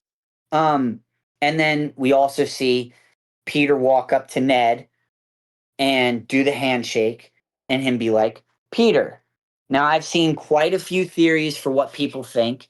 I would like both of your take on what you guys think. Do you think that they both now remember Peter? Do you think it could be. I saw the one where Ned thinks that in the movie she said Spider-Man's name was Peter, and Peter introduced himself to Ned as Peter before. I think some of the people reacted. Some people think that Ned's just when he goes Peter, he's clicking the dots together that Peter is Spider-Man. I want to get your guys' thoughts on what you guys think happened. So I'll start with Zendaya with MJ. To me, what I think she's up there trying to remember is what she's doing. That's what I Okay. think. I think there's obviously a lot of theories, and I'll tell you why. I'll tell you what I think, what they're both doing. I'll tell you why. I think MJ's holding that necklace. I think she's trying to remember.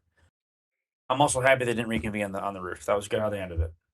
Then, when you go to Ned, I think that he's just like exactly how you said, Peter. Oh, okay, that could be Spider-Man, and not. Oh my gosh, there's Peter Parker. I think definitely the muscle and the memory could definitely still be there. Why am I doing this? I don't remember me doing this, whatever.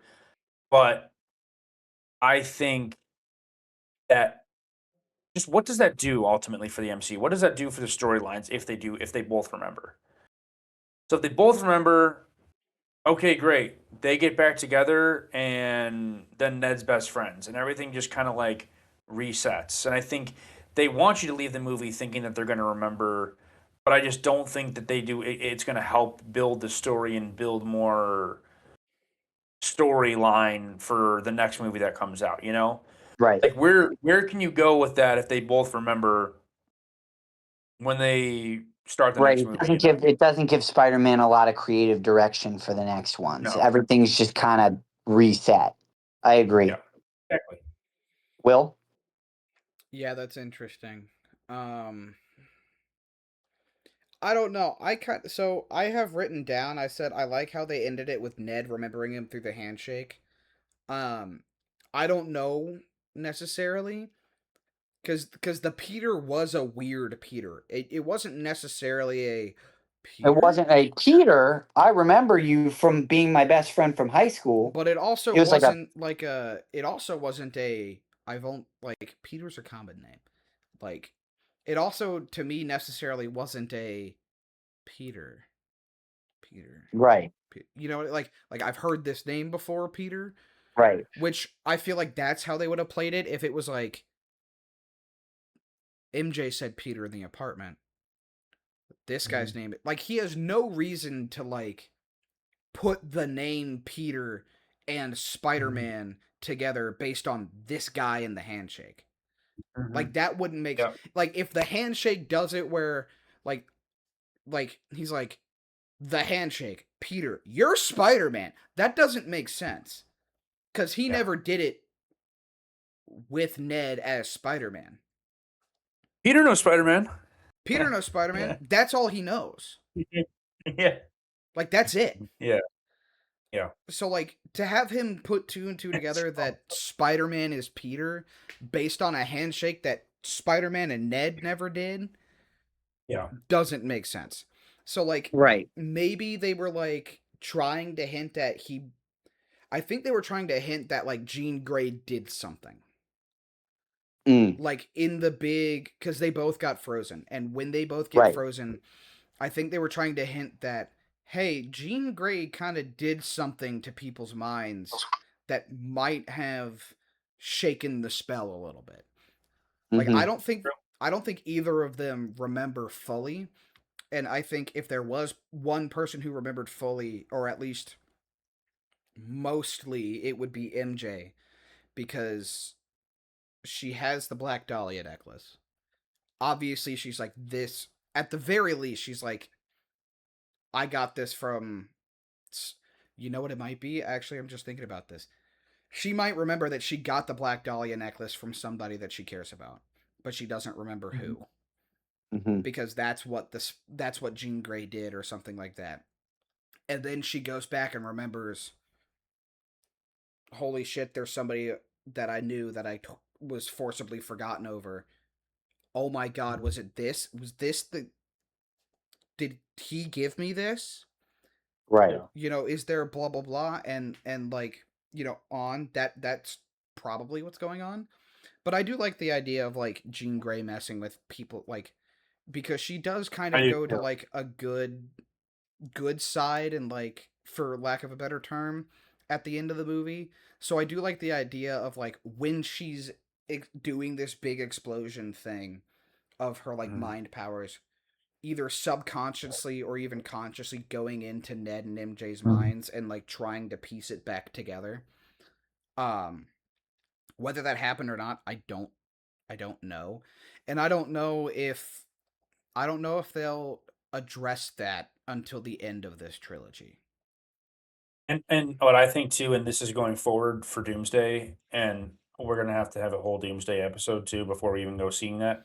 Yeah. Mhm. I think that like if Jean Grey's in it, which I'm assuming she's going to be in Doomsday, she's gonna do some stuff, and there's gonna be some bullshit happen. You're gonna see some theories like, well, Jean Grey did this in Doomsday, so that means that MJ definitely remembers now that Yeah, Peter Parker. agreed. Yeah, You know, absolutely. and Marvel's gonna do that, and you know that people are going to make that claim. So Oh it's gonna yeah, be cool. Overall, though, I love the movie. I think I gave it an 8.3. So entertaining, was so like got you emotionally. Seeing the drawing and the hospital bed too. yeah. Punisher put on the Spider-Man mask. I love how they ended it and tied it up. I think a lot of it was just they didn't force too much. I think you want to give the fans somewhat what they want, but you don't want to give everything what they want. I think this movie rode that line very Yeah. well. And more so, I think they gave the fans ultimately what they wanted, especially with Peter Parker and them recreating a couple of the poses from the OG comics. Like all that stuff, I think was really, really cool. And overall, I think as a whole, I love the movie, and it's in my top 2 of the Spider-Mans that I've seen come out. Yeah, I agree. I want to talk about the end credit scene, but before we do, I got two very quick things. One, we didn't get a final swing scene. I think this is the first Spider-Man without a final swing, Mm, Mm, because he just kind mm. of, because it ends the He just movie with walks him on out. the scaffolding. Right. So we didn't. yeah, I didn't notice that. Interesting. And the last one, this might, the reason I brought this, save this one for just before. So DODC is going to be like the Bolivar Trask stuff going forward. They're going to be the mutant hunting Yeah, thing, right? Like they're gonna, the Sentinels. If someone makes the Sentinels, it's going to be the it's going to DODC. be it's going to be absolutely. And who just gave them the technology to do it? Peter Parker, Peter Parker. I wrote down before they like, the inhibitor. yeah, so I go Spider-Man's inhibitor chip, or is Spider-Man's inhibitor chip a precursor to the X gene inhibitors before they used it on Jean? And then they like were like, oh, we're gonna use it on. I'm like, yep, there we go. All right, great. We just got the. There we go. There's the big bad for the X-Men movies going forward. We got it. Yeah. Yeah. Um. So that's gonna be interesting. The DODC we saw in Miss Marvel was already starting to kind of like press themselves as the mutant hunting thing, but this really just like Drove confirmed it that. home. Yeah. Yeah. So moving to the end credit. You guys stayed for the end credits, yeah? Oh yeah, of Yep. course. So what do you guys think is going on in the end credits? I've seen a couple of theories, but I want to hear you guys' take. I'll let you guys talk because I was confused as shit. I saw a theory about Secret Wars, whatever. I don't. I would love to. I'll hang up and listen to this one. I Yeah, don't know. I'm going to be honest. I'm kind of in the same boat as Ethan. My first thought was I heard the Secret Wars thing too. My first thought was just, oh, this is telling us Spider-Man's going to be in space. That was it. That was all I took from it. The people in front of me go, Spider-Man's already been to space. The whole theater started laughing. So, okay. So we've all heard, you know, there was one theory that I heard that I thought was interesting of like what one thing. I saw it once. I haven't seen it again, but it was the Spider-Man logo from the beginning is it stays in New York. And then it as it like it doesn't move, and then all of a sudden bloop, it there's a Spider-Man logo that shows up in space. So that theory was implying like we're He getting a got second. teleported to. No, we're getting a second Spider-Man. Like maybe this is how they introduce Miles Morales or something like that. Toby. Or Toby or something like that. My theory, I wrote down Spider-Man probably will not be in Doomsday, but will almost certainly be in Secret Wars. They've already confirmed him for Secret Wars. Have they? So he's going to be in Secret Wars. Yeah, they already Because it said he confirmed. will return, just not when. Yeah. Yeah, he's It not said going to be in Spider-Man. It Doomsday. didn't say Peter Parker though. It did. That is true. But why would they not? Peter Parker This is won't be Spider-Man. Spider-Man's last movie. This won't be Peter Parker's last movie. Right. Well, it won't be Spider-Man's at least. But it said so. I wrote down. I said in credits show him on Battle World? Question mark. Yeah. That was the other theory I saw, was that that's just him being, he was in New York, didn't move, and then he gets teleported to Battle World. Right. So my theory is Spider-Man's not in Doomsday. Or at the very least, if he's in Doomsday, he's at the end of Doomsday. Yeah. And so I think that this sets up they're gonna lose in Doomsday. Like, 100%. I think that's almost a confirmation where they're gonna lose in Doomsday. Doom's gonna create Battle World, and he's going to bring I think here's what I think is going to happen. Doomsday is going to bring all of the super-powered, superhuman people to Battle World, which is how we get Spider-Man in Secret Wars. Mm-hmm. I just think it's too predictable. That's my only thing, and you never know what's going to happen. I think some stories are predictable. I could definitely see that. I think they know fans would know that, and I think they've done a good job of making up bullshit out of nowhere, but also sticking kind of to the comics as well. I do think there's a chance he won't be in Doomsday because we got a full movie of his. And I believe Thor Ragnarok was the same way, correct? And we didn't really see Thor. Or I guess he had lesser of a role. Oh no, that was an Endgame. Sorry, I'm thinking of something because differently. Ragnarok I don't know. leads up directly into Infinity War. So that's where I was asking. Does Thor have? Yeah, I'm trying to remember how much screen time he gets in Infinity. Yeah, he was a big player in Infinity War. Yeah, he put the axe through Thanos. Yeah, that's my other take, and I can't wait to fully dive into this when we talk about Doomsday. But I think when it comes to like main characters in Doomsday, because I'm curious about who it's going to be, I think Thor is going to be almost like number one on the call sheet. Like I think he's going to be like within the top 3 of the number one characters. Like it's going to be his show essentially. Well, it has to be. I mean, respectfully, I've already seen a bunch of memes, but it's really true. Like Thor's 2018 Braun. Like, he's fucking walking into it. Half his roster fucking shoots guns. Yeah. I mean, the other half is it's fucking Ant-Man who can get big and small. Like, what the fuck are we doing? He's gonna be carrying that squad like 2018 Braun carried the Cavs. His speech in the trailer too, I think, where he's like, I fought men who were, more scary or dangerous than you guys, and they all died. Yeah. That I think like he's rallying the troops. It's his show. I think Thor's going to take him on Polymarket to have most screen time. I don't know. Yeah. Facts. Throw all the coins on Polymarket. There's a theory that Spider-Man's going to die in Doomsday. I'm sorry. I'm not ready to go into this. I can't. There's so much. I've seen so much. I can't. My brain capacity to go into those theories. Next time we do this, we just need to go like 2 hours of just like Doomsday theories. Like each of us can do that. Each of us come with like 5 Doomsday theories that they've seen. And we just ramble.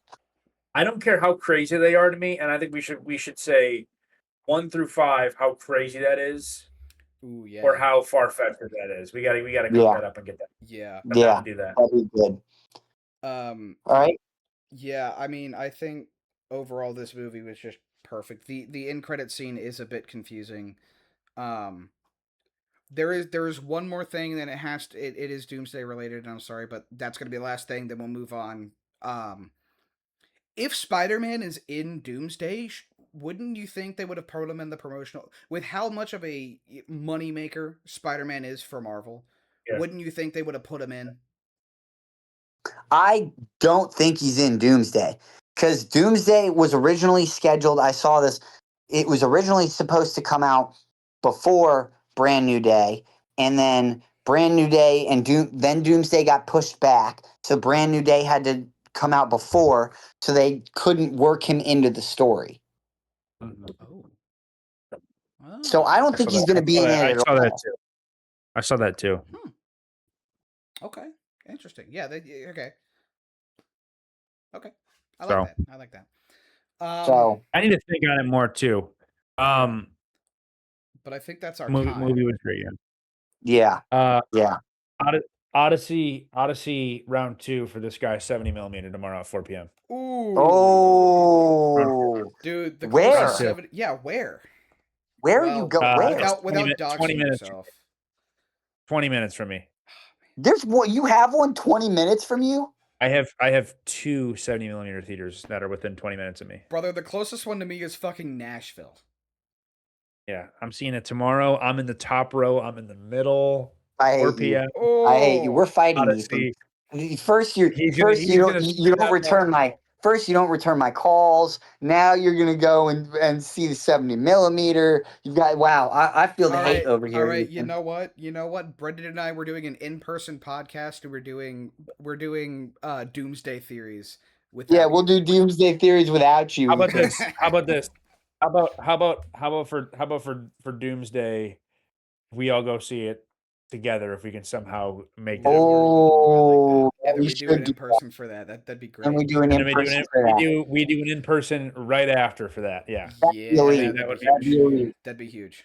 But I'll be seeing Agamemnon tomorrow in 70mm. Just oral farming for the entirety of the movie. Yeah. Go see Agamemnon just aura farm the whole movie. Yeah. All right, guys. So that was our Spider-Man No Way Home plus, or not No Way Home. Goodness, Spider-Man Jesus, brand new. man. Can we be slightly professional? That was our Spider-Man Brand New Day plus more reviews. Thank you guys so much for tuning in. Thank you guys for tuning into the Film Club Rejects podcast. I'm Will. That's Brendan and Ethan. And thank you guys. Thank you for being rejects with us, everybody. And we will see you next time. Adios.